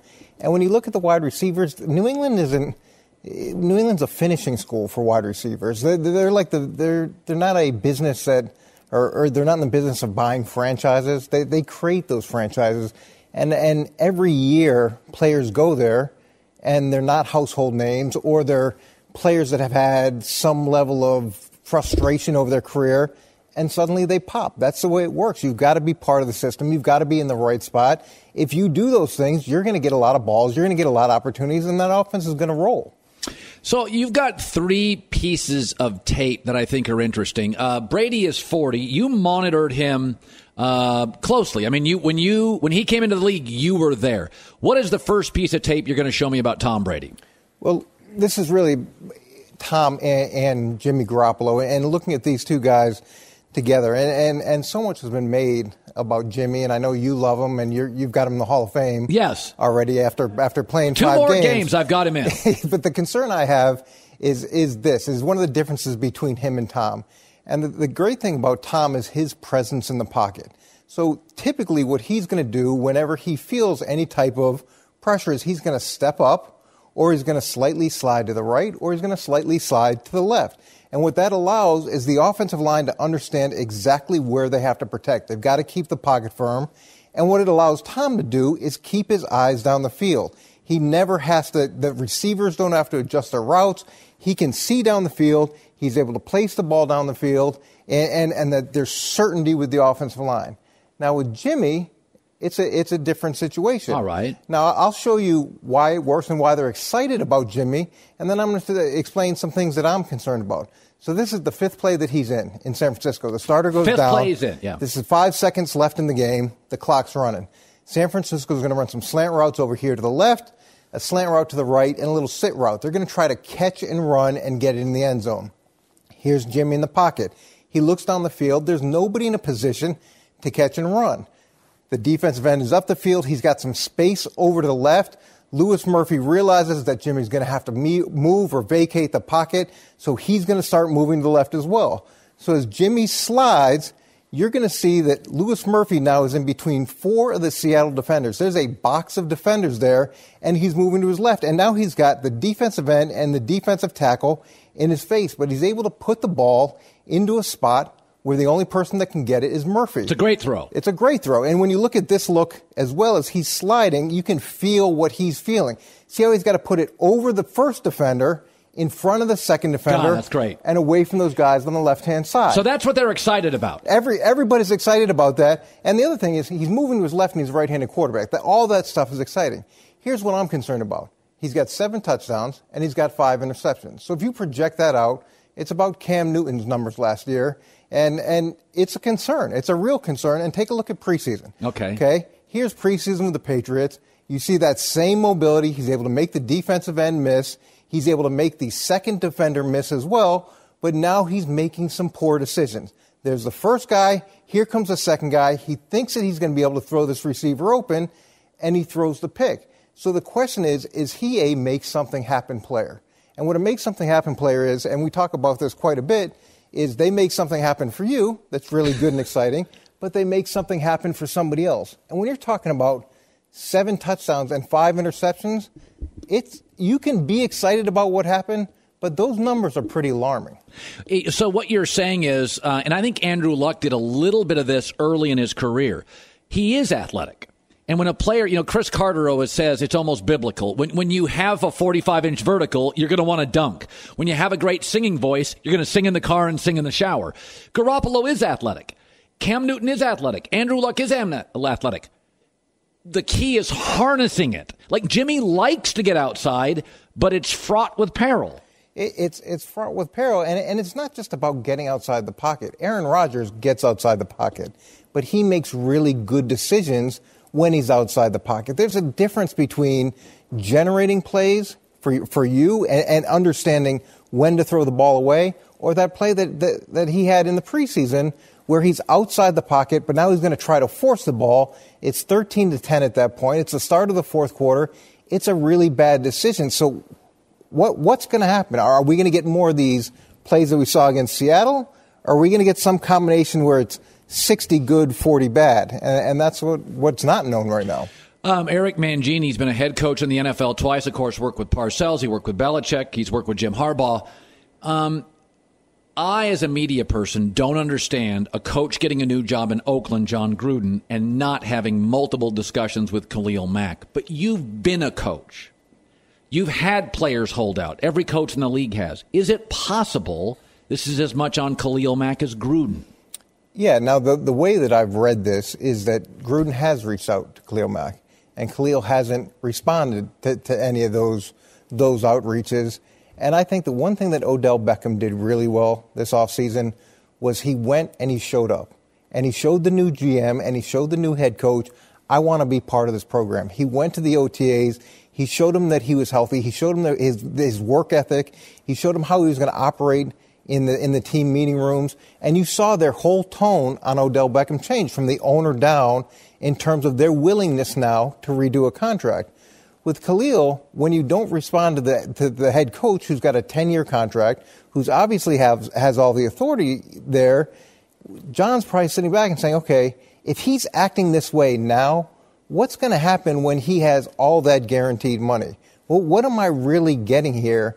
And I don't think it's productive at all. Why not go have dinner? Why not go see what the similarities are? And then it becomes easier organizationally to say, hey, yeah, I want that guy. Yeah. I mean, in the end, Khalil Mack's a great player, and I think the Raiders need more great players, so I hope they get it done because I think the Gruden story is fascinating. Carson Wentz is coming back to the Philadelphia Eagles. Is there any chance, when a guy was coming back injured to your team, any chance he'd rush it? Yeah, there's a lot of chance of guys rushing it, and sometimes you've got to save them from themselves because they're wired to be out there. They're wired to get back as quickly as they can, and sometimes guys do rush it, and they re-injure themselves. And I think in his situation, it's a little bit unique in the sense that he's got someone that has been very successful at his position the year before. There is a level of competition there that doesn't exist in most places in the quarterback position. And I'm sure in the back of his mind, he's probably thinking, yeah, I want to get there. I want to get there, and I want to establish that this is my team. But that could end up being a big problem. By the way, we got 5 teams, rookie quarterbacks, and I think some are going to bust, some are going to be great. What do you do? You've coached the Jets. We got a minute left. Bridgewater's good enough to start. McCown, I thought, was terrific last year and a mentor. And the young guy, Sam Darnold. Would you start in week 1? Well, no, you wouldn't necessarily want to. And those young guys develop at different rates. But when you hear the comments coming out of the organization, so Chris Johnson, who's taken over for Woody, the owner of the Jets, his brother, has said that the drafting of Sam Darnold was a pivotal moment in the organization. As they look back to this moment, incredible things are going to happen. There's been so much pressure put on playing him and him being the savior from the top down. It's going to be hard for the head coach, who to some degree is on the hot seat, and the GM, who to some degree is on the hot seat, to keep that guy on the bench very long, especially if they struggle a little bit early. Yeah, and their schedule is brutal. Jet schedule is absolutely brutal. They could play well and be 2-4. Easily. And look, they need to fill the stadium. They need to get people excited. There's a lot of excitement around the New York Giants, and the Jets don't want to play second fiddle to the other New York team. So playing Sam Darnold, that generates excitement. That gets people in the stands. Eric Mangini, Hour 3, TJ Houshmandzadeh next. This is The Herd, hour number 3, live in Los Angeles, iHeartRadio, Fox Sports Radio, and FS1, wherever you may be and however you may be listening. It is great to have you in. Hour number 3 live, 15 minutes. TJ Houshmandzadeh, who is the most outspoken, honest, detailed, interesting NFL guest we've recently found here at FS1. I covered him in college. Joy Taylor is joining me for hour number 3, a very disturbing story that we've both discussed. We will get to that in 5 minutes with more news on Urban Meyer and the story of domestic violence. Did he know or did he not know? Did he cover up? Did he lie? Was it negligence? But before I get to that, there's some interesting news out of the NBA. Big news. So let me start with this. Mark Stein, credible reporter. I actually recently tried to hire him for my podcast network. A very, very good reporter. Buzz is real. The Knicks are going after Kyrie Irving. They're going to go after him. This follows up other credible reports that Kyrie Irving in 11 months can go anywhere, and he is interested in New York. Okay, all I want you to know is this. That 3 weeks before LeBron ended up in L.A., Dante Jones told me off the air, and I promised not to use him as a source. He said, LeBron's going to L.A. Now, I didn't go on the air with that because Dante Jones gave me inside information. I could move my commentary certain ways, but Dante Jones knew LeBron was coming to L.A., and he said it. He goes, I think it's going to happen. It was the kind of thing that a friend tells a friend, right? Stuff, information that I wouldn't have. Well, Dante Jones was on our show a couple days ago, and Dante Jones is connected to LeBron and a lot of star players in the league. And here's what Dante Jones said about the next hot NBA city. I think New York is going to be the new hot spot next year because they have a great coach. The organization is moving in the right direction. I think their culture, that city, and the cap space that they could have, and you could play with who you want to play with. I think that's going to be the new hot spot. I think guys are going to be looking at that very seriously next year. All right, James Dolan, owner, worst in the league is why the Knicks have been bad. It's not because people don't want to go to New York City. Don't look at Paul George and tell me, well, he chose Oklahoma City. He could make a lot more money in Oklahoma City, and Paul George is an outlier. There's always players that do things that other players wouldn't do. Don't buy into this. Cities don't matter in the NBA. Here's 3 things we know that are happening. Players have never been richer in the NBA. Stars like to hang out with stars. And we also have a trend in the NBA where stars are joining each other. Okay, you can't deny those. Tell me the 4 cities that stars have joined forces in the last 7-8 years. Miami, Bosh, Wade, and LeBron. Boston, Ray Allen, KG joined Paul Pierce. Houston, Chris Paul and now Melo join Harden. And San Francisco, Durant joins the Warriors. Miami, Boston, Houston, San Francisco. No Indianapolis in there. No Portland in there. No Milwaukee in there. No Orlando in there. What cities did they leave? Cleveland, Minnesota, Oklahoma City. We got Boogie Cousins now. Where did he end up? Silicon Valley, like Kevin Durant. Like, don't buy into this. Forbes magazine just listed the most valuable franchises in the NBA. 6 of the top 9 didn't make the playoffs. Many of them, it wasn't close. Knicks, Lakers, Warriors, Bulls, Celtics, Nets, Rockets, Clippers, Mavs. So these are real stories. By the way, ever notice how often you see Blake Griffin, Chris Paul, and Melo in the finals? Oh, not actually playing. They're in commercials. You get more commercials. You make more money in major markets. Baker Mayfield played in Oklahoma. Baker Mayfield got drafted by Cleveland. Where did he spend his summer? Here in L.A. Odell Beckham. Where did he spend his summer? Here in L.A. So, and don't forget who's got all the cap space next year in the NBA. Lakers, Clippers, Brooklyn, New York Knicks, and the Chicago Bulls. So this story by Mark Stein and Kyrie Irving's a real story. You can read books. They're doing studies now. Small markets are struggling to get doctors. They're struggling to get kids out of med school. They don't want to live there as much. Society's more mobile. NBA stars are the most mobile. The NBA is a star-driven league. 70% of NBA, NFL owners own homes in Los Angeles or New York. Don't buy it. This Kyrie Irving Knicks thing is real. Now, he'd be leaving a great franchise to a bigger city, Boston to New York. But don't for a second tell me markets don't matter. What happens is small markets drafted some really good players.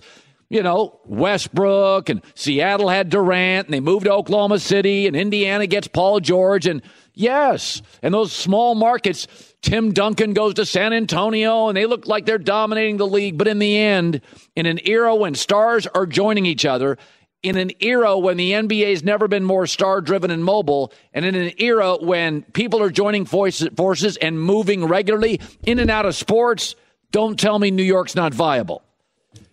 Cap space next year, stars moving, they've already moved. Watch this story on Kyrie Irving and the Knicks. It's a real thing. The other big story today from a credible source, Brett McMurphy, that a football coach under Urban Meyer, A.S.Smith, a Buckeye wide receiver coach. Urban Meyer says he was unaware 3 years ago of the domestic violence incident involving his receiver coach and his then wife, Courtney Smith. However, Brett McMurphy reported today, right before our show, through a string of interviews and text messages he uncovered, that Meyer did know about the 2015 incident in which the receiving coach was arrested for felonious assault and domestic violence of his then wife. There's multiple text messages. Should be noted, this same coach who's now been fired at Ohio State, A.S.Smith, was with Urban Meyer for 5 years in Florida and had another incident, although charges were not pressed. Urban Meyer says, I didn't know anything about it. Bruce Feldman, Fox college football reporter, told me an hour ago that Urban is in big trouble if this is true and he is being deceptive about it. The reality is you can't say there was nothing there when some of this other stuff comes out, especially the documentation, as you mentioned, Brett McMurphy had reported on. It does not look good for Urban Meyer and Ohio State, especially in the wake of last week saying, you know, I just found out about it last night. It's such a head scratcher how he went to that press conference and just seemed like he was not prepared to talk about it and address it. And then he created more questions than he answered. We do know that Urban Meyer's wife knew about it in 2015. Those texts have been uncovered. So if you're an Ohio State fan and you're going to defend the coach, you can say, well, she didn't tell Urban Meyer about it. Good luck with that. You can also, the football operations director's wife also knew about it. You can say she didn't tell Urban Meyer. Those are major. That's a major job. If you are connected to the football operations job at Ohio State, that's a big 6-figure job. If you knew this was out there and you're connected to that job and you didn't tell Urban Meyer, you would be fired. So to me, lying, negligence, I think it's a really bad look. Oh, well, it's an indictment not just on Urban Meyer, but on his entire staff. if they're saying that everyone's wife on the entire staff knew, so then we're assuming all of the wives are conspiring to not tell their husbands who work on the staff that this is going on. Listen, but that's not even the biggest part of the story to me. I think everyone is missing the biggest indictment of the story, that in 2009, this A.S.Smith guy attacked his wife, who was 8 to 10 weeks pregnant, was arrested. This is when he was coaching under him in Florida in 2009. And Urban he knew about it. Yeah. And Earl Bruce went to his grandson's wife, the woman who was assaulted, and asked her to drop the charges. There's no way Urban Meyer knew about this. He already admitted that he knew about it. He said it was an incident. Throwing your pregnant wife up against the wall and getting arrested for it, and then having his grandfather go to her and ask her to drop the charges, is not an incident. So he knew about that and kept him on the staff after that, and then brought him to Ohio State with him. Yeah, it's an awful look, and we are more punitive, and rightly so, against men in power who abuse it. And this looks really, really bad. We've had coaches deny stuff. Art Briles fired at Baylor. Joe Pa fired at Penn State.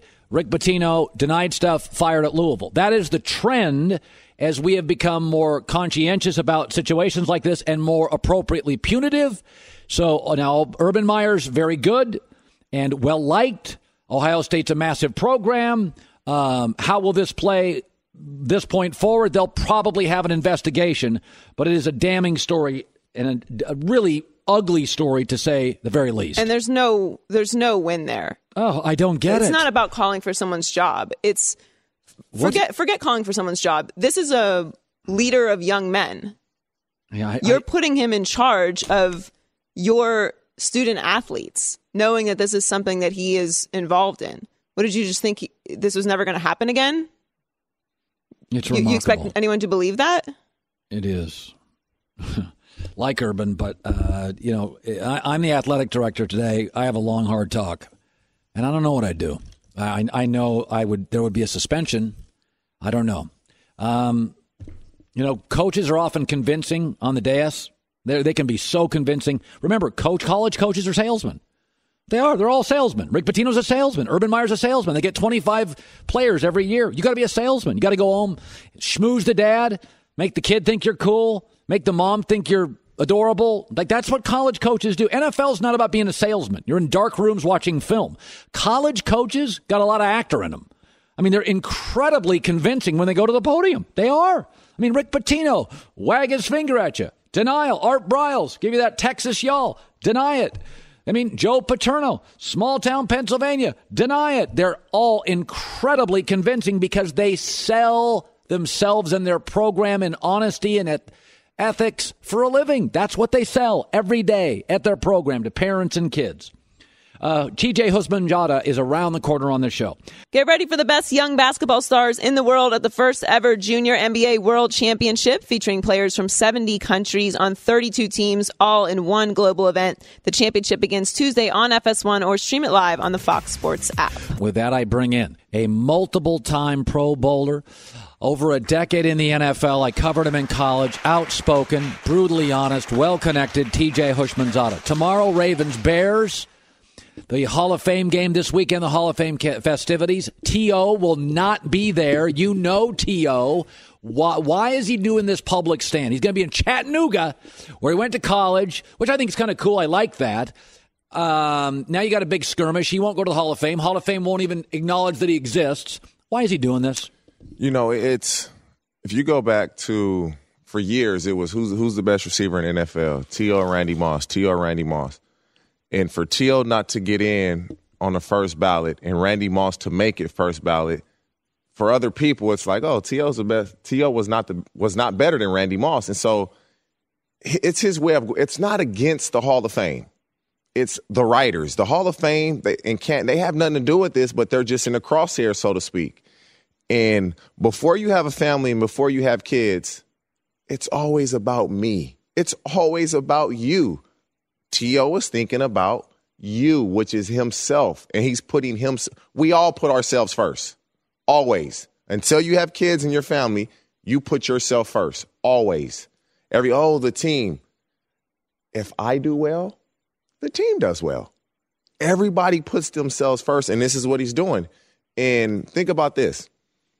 What T.O. is doing, we've talked about it so much. This will be remembered more than had he gone to Canton and gave his speech. This will always be talked. Every year the Hall of Fame is approaching, they'll talk about the year that T.O. did not show up. And this is probably what he wants, because this will be talked about forever, because no one has ever done this.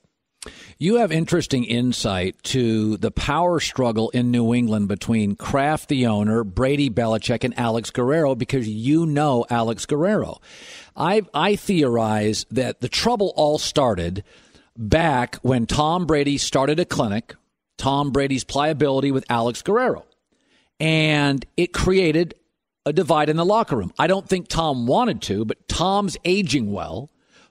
Alex Guerrero's respected by guys like you, and Tom siphoned off a few of the players to work out with Alex and not the Belichick team staff. So when I look at all this power struggle stuff, people point to Malcolm Butler and Deflategate. I'm like, no. This was the first time that Brady listened to somebody beyond Belichick. Guerrero became sort of his muse, became his guru, his Svengali. You know Alex Guerrero. How comfortable do you think he is now in the crosshairs of all this? Because it feels like he is. He's fine. And how it works is Alex would be out here in Southern California, and him and Tom would work out. Well, when Tom works out, Wes Welker would be here. And then Julian Edelman would come out here. So as they're working out, Alex is working on them. So when you go back to New England, it's not going to stop. And so now they tell the other players, oh, man, you need to have Alex, Dr. G, work on you, bro. He really knows. So then it evolves because guys talk in the locker room. What's wrong with you? Go see Alex. He'll get you right. Right. And I think it became a problem when the trainers, they feel threatened. They feel threatened. The Patriot trainers feel threatened by Guerrero. Yeah, he can't work on everybody. He's only 24 hours in a day. So I don't know why you feel threatened. He's just going to work on the best players. And do you believe, like if you were a young receiver and you walked into the Patriots, I would think I want to curry favor with Brady. I would have no problem going to the now, that's my takeaway. If you were a rookie, and you're like, I'm trying to get in. With Tom Brady. 100%. I want to be, Alex, I'm in the next room. Tom, come over. So I totally get Brady's at the end of his career. He's trying to create extension of his career. And in your opinion, Guerrero's the best you've ever seen at that. He just does. It's crazy because it's not like some crazy invention. He just works the muscles in your body like it's. People make it like he's some witch doctor. He's not. He just works the muscles in your body. Did he work on you? Yeah, and it hurts like hell. It's not like it feels good. It hurts. Like you want to cry sometimes. It hurts. But you wake up the next day, you're bruised up, but you feel better. You feel better. Now, do you think it's fair when reporters go up and ask Brady about Edelman's suspension? Because Edelman now uses Guerrero and uses Tom Brady's clinic. Do you think it's fair for guys like me to go, Tom, Edelman been clean. He's in your clinic. Now he's busted. I do believe that's a fair question because that's an answer that people want to know. When nobody knows what happened with Julian Edelman getting a suspension, but I could tell you, unless Alex has changed a lot, which I'm sure he has because of the clinic with Brady, he wasn't really one to give you a bunch of different supplements, at least not with me. But I didn't take any supplements when I played. And so nobody just sees one person. When Julian is out of town, he's going to work out. He's going to work out with different people. Somebody might give him. You don't know what happened, but is it a fair question? 100% it's a fair question. Yeah, it's funny, this past week, when I think of you, I think of somebody that's low maintenance. You were a worker. You were a grinder. That's not that you're not talented, but I never thought of you as difficult. You could have an opinion, but you're not difficult. You're outspoken, but you're not difficult. Des Bryant, I watched the Amazon Prime series, and I'm like, I don't want that guy in my room. He is crazy. I think that series hurt him. I think coaches sit down and watch that because, by the way, preseason hasn't started. It was in between camps. You're just sitting home, and football's on. And Amazon Prime and Des Bryant. You tell me, what do players say about Des? For the most part, when you're around your coach all the time, you're going to voice your opinion. And it's just unfortunate that it was recorded and for the world to see. Now, to that extent, there's only 3 or 4 guys per team that can do that. Every team you're on, there's 3 or 4 guys that they get away with more than others. In Cincinnati, who was the guy? Chad. It was me. On offense, it was me, Chad. Skill guys, me, Chad, Carson. You could give a throwback on coaches. Yeah. Carson wouldn't. Chad would, and I would at times. Yeah. And mine's would be, which I learned was dumb, and I wish I had somebody there to tell me that I was being dumb, would be I was always critical, not even critical, just overanalyzing why we would run this play if they're playing this defense. You tend to be you're a thinker. Yes, and coaches don't like when you question their thinking about why we're doing something. Of course they don't, yeah. And I learned that the hard way. And so with Dez, he just has to understand, if you want to play, bro, you got to watch what you say, because the narrative is you're a bad teammate, you have a bad attitude. You can't go tweeting that the play calling is bad. You can't go tweeting about your teammates, because all you're doing is confirming what they perceive to be the truth by putting these tweets out. It's like, oh, okay, yeah, this is Dez. Just ignore it. Leave it alone. By the way, tomorrow, Lamar Jackson and Mitch Trubisky play. Trubisky, I didn't love him in college. I don't love him as a pro prospect. I think he's Garoppolo with a much lower ceiling. Lamar Jackson, I think, has a higher ceiling. I just don't quite think he's ready yet. There's a lot of talk about Lamar Jackson. I'm always concerned when a college quarterback can't complete over 60%. And Lamar had Bobby Petrino, who's a great offensive coach. Tomorrow, we're going to see Lamar Jackson. What do you expect? I expect him to have a lot of success in the preseason for the simple fact, when is he going in the game? Probably third quarter, late second quarter. Against scrubs. Against guys that he dominated in college. And by the way, guys who will not make the pros. I will never say a scrub because people don't realize. You're right. Right? That's not a cool name. There we go. He's playing against guys who will probably not make the league. And these are a lot of these guys are the same type of players that he dominated in college. So I see him playing well. I see him running the ball. I see him throwing the ball, because these are not, one, you're not game planning, and two, you're just not going against a caliber of player that can shut that down. You know, what happens in the preseason a lot is vanilla defenses. So it's actually a time for a young quarterback. Like Dak Prescott in the preseason looked fantastic because defensive coordinators don't show anything. Right. So Lamar's going to see pretty basic coverages. And you have to be basic, because the guys that are going in, you try to get too fancy, somebody's going to blow an assignment. So you're going to play a one high shell that's cover 3 or cover 1. You're going to play a 2 high shell, whether it's cover 4, cover 2, cover 6. So it's going to be things he's seen in college already. He's not going to have to think about it. This is, to me, the big controversy in the league, because Flacco has been garbage for 3 years. He really has. His quarterback rating over the last 3 years is 35th. There are backups with better. Lamar's going to face in the preseason vanilla coverages and, frankly, guys who won't make the league, so when he scrambles out of the pocket, he's going to have success. You mark my words. In 3 weeks, there is going to be a chorus of people that think Lamar... Quarterback controversy. Oh, it's going to be... I say, Lamar's Tebow with more talent. I mean, you saw Tebow in the preseason. Everybody's like, oh, my God. Then the quarterback struggled. And by the way, Baltimore, like Denver, has been successful, has Super Bowls, has a loyal fan base that pays attention. They're not interested in the Steelers going 4-0 and they're 1-3. I think Lamar in the preseason, I think you're going to hear a chorus. He's going to play well. I think mostly he is. Unless they get him some reps with the starters, which is almost impossible because Flacco needs those reps. And starters, by the way, only play a full quarter and a half in game 3. They don't play in the fourth game. They don't play much in the first game. A lot of the times the coach they'll play 2.5 quarters.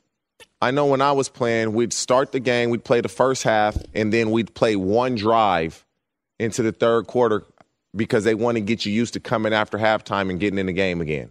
And so he'll probably go a drive into the third quarter, Flacco, the third preseason game with the starters. And so once again, Lamar's going to look like a superstar in the I foresee him playing extremely well in the preseason. Can't wait. Good seeing you, bud. Thank you. TJ Houshmandzadeh. When you're ready to buy a new car, Hyundai has a new program called the Shopper Assurance Program. They have 3-day worry-free vehicle exchange, flexible test driving, transparent pricing, streamlined purchasing, no paperwork. Go to HyundaiUSA.com/Shopper Assurance. Here's Joy with the news. No. Turn on the news. This is the Herdline News. So Kareem Abdul-Jabbar could be the most accomplished player in basketball history. Some even consider him to be the greatest ever. But Kareem told Mark J. Spears of The Undefeated, these GOAT discussions are fun distractions while sitting around waiting for the pizza, but they're on par with which superpower would you want most, flight or invisibility? There's no such thing as the GOAT because every player plays under unique circumstances. I understand what he's saying, but this is a little too reasonable for sports fans. What's happening? I grew up watching Kareem. Right. We always forget this. I saw the end of Wilt's career, but as a kid growing up, I saw Kareem in his prime. As much as we love Michael Jordan, nobody ever blocked Kareem's shot. Like, we forget this. The greatest scorer I ever saw in the NBA was not Michael Jordan. The most dominating scorer I ever saw was Wilt, who I saw him in 72. Right. And then Kareem. Now, Michael's 6 for 6, and Michael's better this, and Michael's better that. Kareem's always been lost in the all-time great conversation. If you take out centers, Michael's the best ever. But Russell's got 11 rings, and Jabbar's the greatest scorer I've ever seen. So we just don't count centers because they hit the lottery, they hit the DNA lottery, and we don't count, Shaq weighs 350 and can run.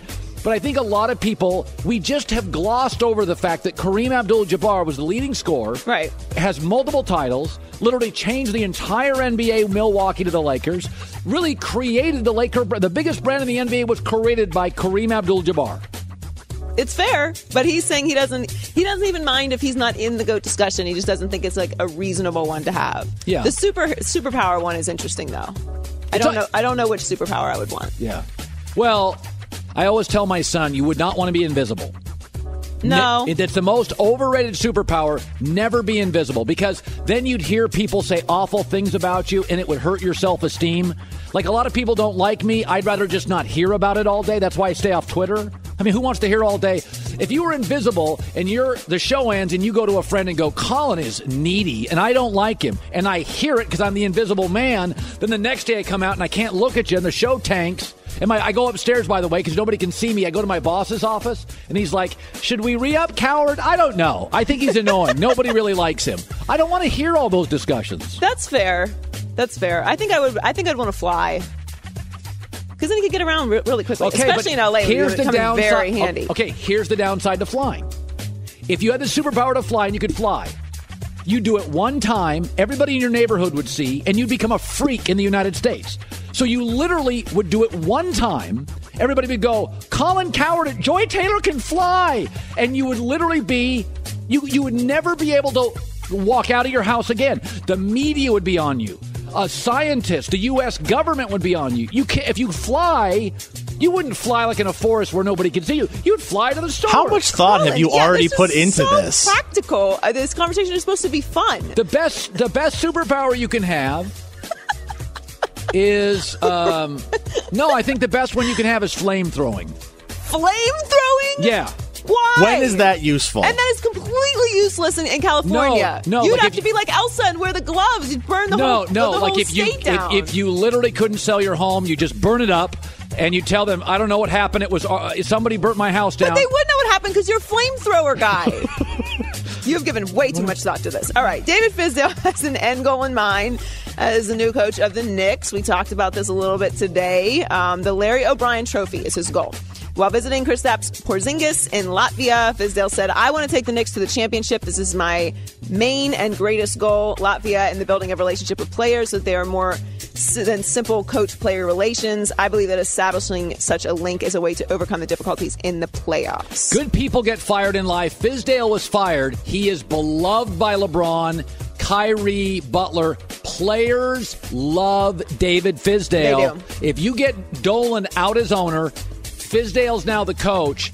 That's when the Knicks get very interesting. He is, by the way, everybody, Mark Cuban was fired. Howard Stern was fired. We got to get over this guy. Just because you're fired is not. That's Belichick got fired. That's not an indictment on your ability. We all know what happened there with Fizdale, and NBA coaches almost always move around to different locations. So that's not an indictment on Fizdale. Players definitely love Fizdale. I don't know so much about James Dolan selling the team. I'll believe that when I see it. But I am rooting for Fizdale, and I do agree that the Knicks are going to be interesting in the next couple of years because it's just about time. It's just, will Dolan destroy it, which, you just can't really predict. But I do like that Fizdale is talking about championships as opposed to D'Antoni, who just wants to be great. Competitive. We just want to be good. Just show up. Finally, Cowboys running backs coach Gary Brown sees a different Ezekiel Elliott this year. He's comparing it to last year when Zeke had the ongoing NFL personal conduct policy investigation going on. He said it's a completely different Zeke than it was last year, and he's much better shape mentally. He doesn't have all that stuff on his mind. He has a clear vision on what he wants to do and what he wants to be, and he wants to be the best. We're going to get a good Zeke this year. He is on a mission. Yep. I think this is very important for the Cowboys that Zeke stays on the straight and narrow because, not to put blame on any particular person, but this situation, however badly the NFL handled the investigation, is a different story because Zeke put himself in the situation to begin with. Yes. So it's on Zeke. But I think the genesis of the Cowboys falling apart last year was not knowing if Zeke is going to be available. You don't know week to week whether your best player is available or not. Everything else is inevitably going to fall apart. Yeah, Don, this is why you never forget this. The Cowboys were 9-7 last year in a division with the Super Bowl champions with a tough schedule and nothing but controversy from camp on. Right. The people that are selling now, by the way, they've got really good pass rushers who have developed. Their offensive line can't be less healthy than last year. Zeke's back and Dak's older, and Dez, the headache's gone. That's why I tell you, Dallas is a real team. They are a real team without the controversy weighting them down. I like them this year. Well, let's see if they can keep the controversies out for sure. Joy Taylor with the news. Well, that's the news. And thanks for stopping by. The Herd Lie News. Today's best for last really is the best for last. This is a very interesting NFL season. There are 10 teams in this league, to me, that are just more captivating, interesting, and dramatic. What are the 10 biggest questions and most interesting storylines in the NFL this year? The 10 teams, to me, that are simply more captivating. That's next in Best for Last. We do it every day at this time. We call it Best for Last. After almost 3 hours, Colin apparently hasn't gotten to the point yet. Quit holding out on us, cowherd. It's the best for last. So tomorrow marks the start of the NFL preseason, Joy. The Ravens, Lamar Jackson, will see him play. The Bears, Mitch Trubisky. I'm not sure what to make of him. It was never a guy I would have drafted over Deshaun Watson. So it marks the Hall of Fame game. So it's fun. Football's back. And I love this time of the year because I love football. So I thought to myself, there's a lot of interesting storylines. Some I know the answers, some I don't. And I thought, what are the 10 most captivating storylines? Some will end very sadly and poorly. Some could add very heroically and greatly. Here's the top 10 storylines to me in the NFL. Number 10, Pete Carroll, Seahawks. Is he on the hot seat? Okay. A lot of people, myself included, think they could end up in third or fourth place. Okay, he's in the last year of his contract, and he's getting older. Cliff Averill came on my show a month ago and said, after they lost that Super Bowl, people stopped listening to Pete in the locker room. They got very political. Richard Sherman bangs on Seattle. He's now a Niner in division. Cam Chancellor, a great player, retired. Earl Thomas is holding out. They lost their star receiver, Richardson. They drafted a rookie at running back in the first round, and a lot of people thought it was a reach. I don't know what's going on in Seattle. I don't feel good about the optimism. The Legion of Boom is now the Legion of Bust. It's not a great home field advantage now, and it's not a dominating defense. Now, they have Russell Wilson. I think Pete's a really good coach. They have Doug Baldwin, a very good receiver. They have Bobby Wagner's a tremendous linebacker. And if Earl Thomas is in camp, he's great. But I think Seattle's a fascinating team. Number 9. What are the Ravens going to do with Lamar Jackson? He's going to play in the preseason. Flacco has been hot garbage for the last 3 years, since he won the Super Bowl. Joe Flacco, his passer rating is 35th in the league, below Blake Bortles. He's been bad. And inside the organization, one of the reasons they drafted Lamar Jackson is they think Flacco can be disinterested and really apathetic in the offseason. He comes into camp out of shape and plays himself in shape. This year, reportedly, he's had a great camp. Lamar Jackson, what worries me, even in college with a great offensive coach, he completed under 60% of his throws. I don't think he's ready yet, but he's going to look good in the preseason because he's going to play vanilla defenses, and most of the guys he's going to face in the second half of preseason games are not NFL players, and he is. I think this is going to be a fascinating story all year long. Number 8. Philadelphia Eagles. Okay, nobody wins the NFC East back-to-back. Hasn't happened since like 2003, 2004. Nobody wins Super Bowls back-to-back. That hasn't happened since the Patriots back in 2003, 2004. The NFC East, the Giants are significantly better. Alec Ogletree, Deshaun, Saquon Barkley, Nate Solder, Odell Beckham back. Better head coach. The Cowboys have won 22 games in the last 2 years. Only New England and Pittsburgh have more, and they look like they're better. This team's gotten cocky, they've gotten political, they've gotten outspoken, and Carson Wentz isn't ready to play yet. Fascinating Super Bowl champion story. Number 7. Browns and Baker Mayfield. Listen, he's not ready to play right now. He's not. He shouldn't have been a number 1 pick. And Hugh Jackson wants to win games, so they bring over Tyrod Taylor, who's a savvy veteran who makes no mistakes and moves the chains.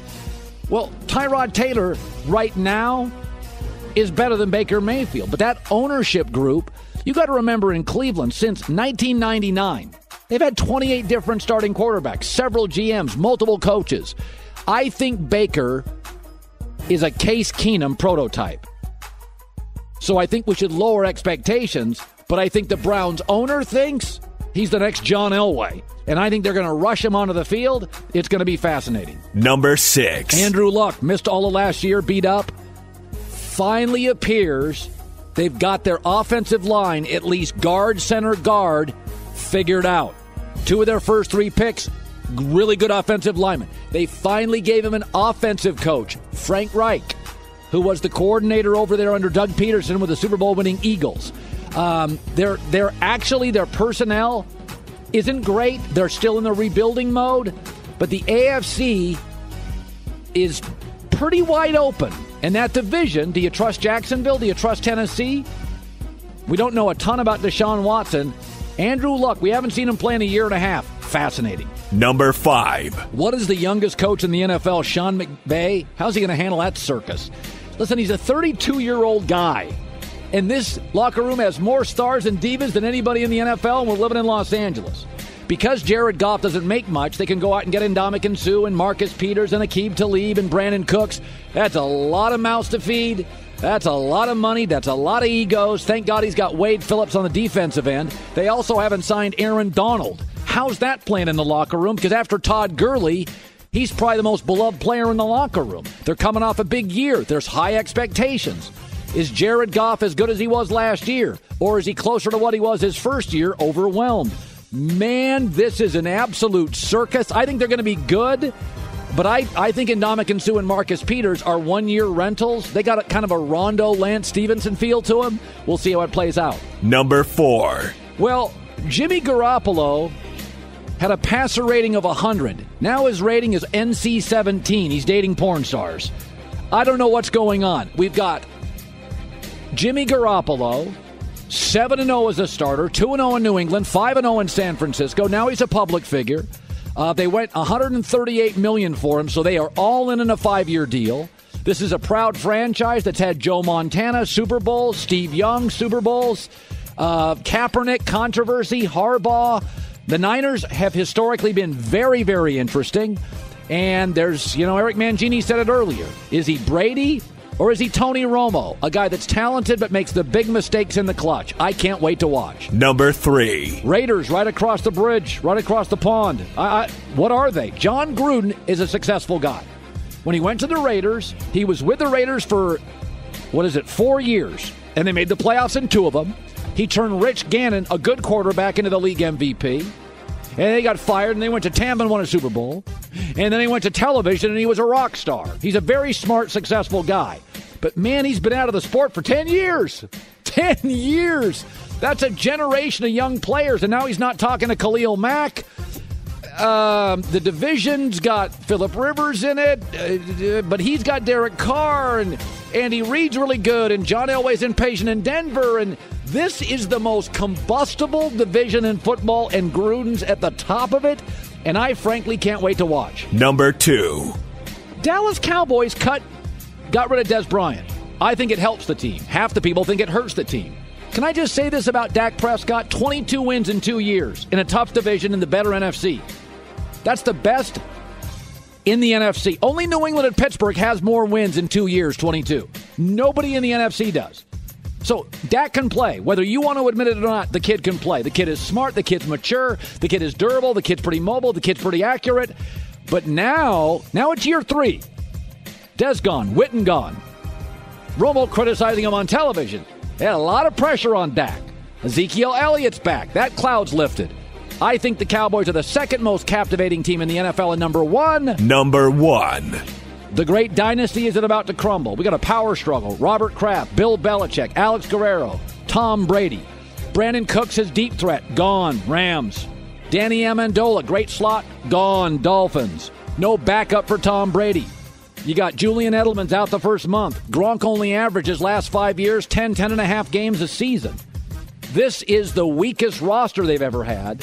We've got a Belichick-Brady Kraft thing that you can deny all the reports you want, but it's not great. It's certainly not as good as it was 5 years ago. Is the dynasty, like the Spurs in the NBA, is it about, with the old veteran head coach, about to crumble?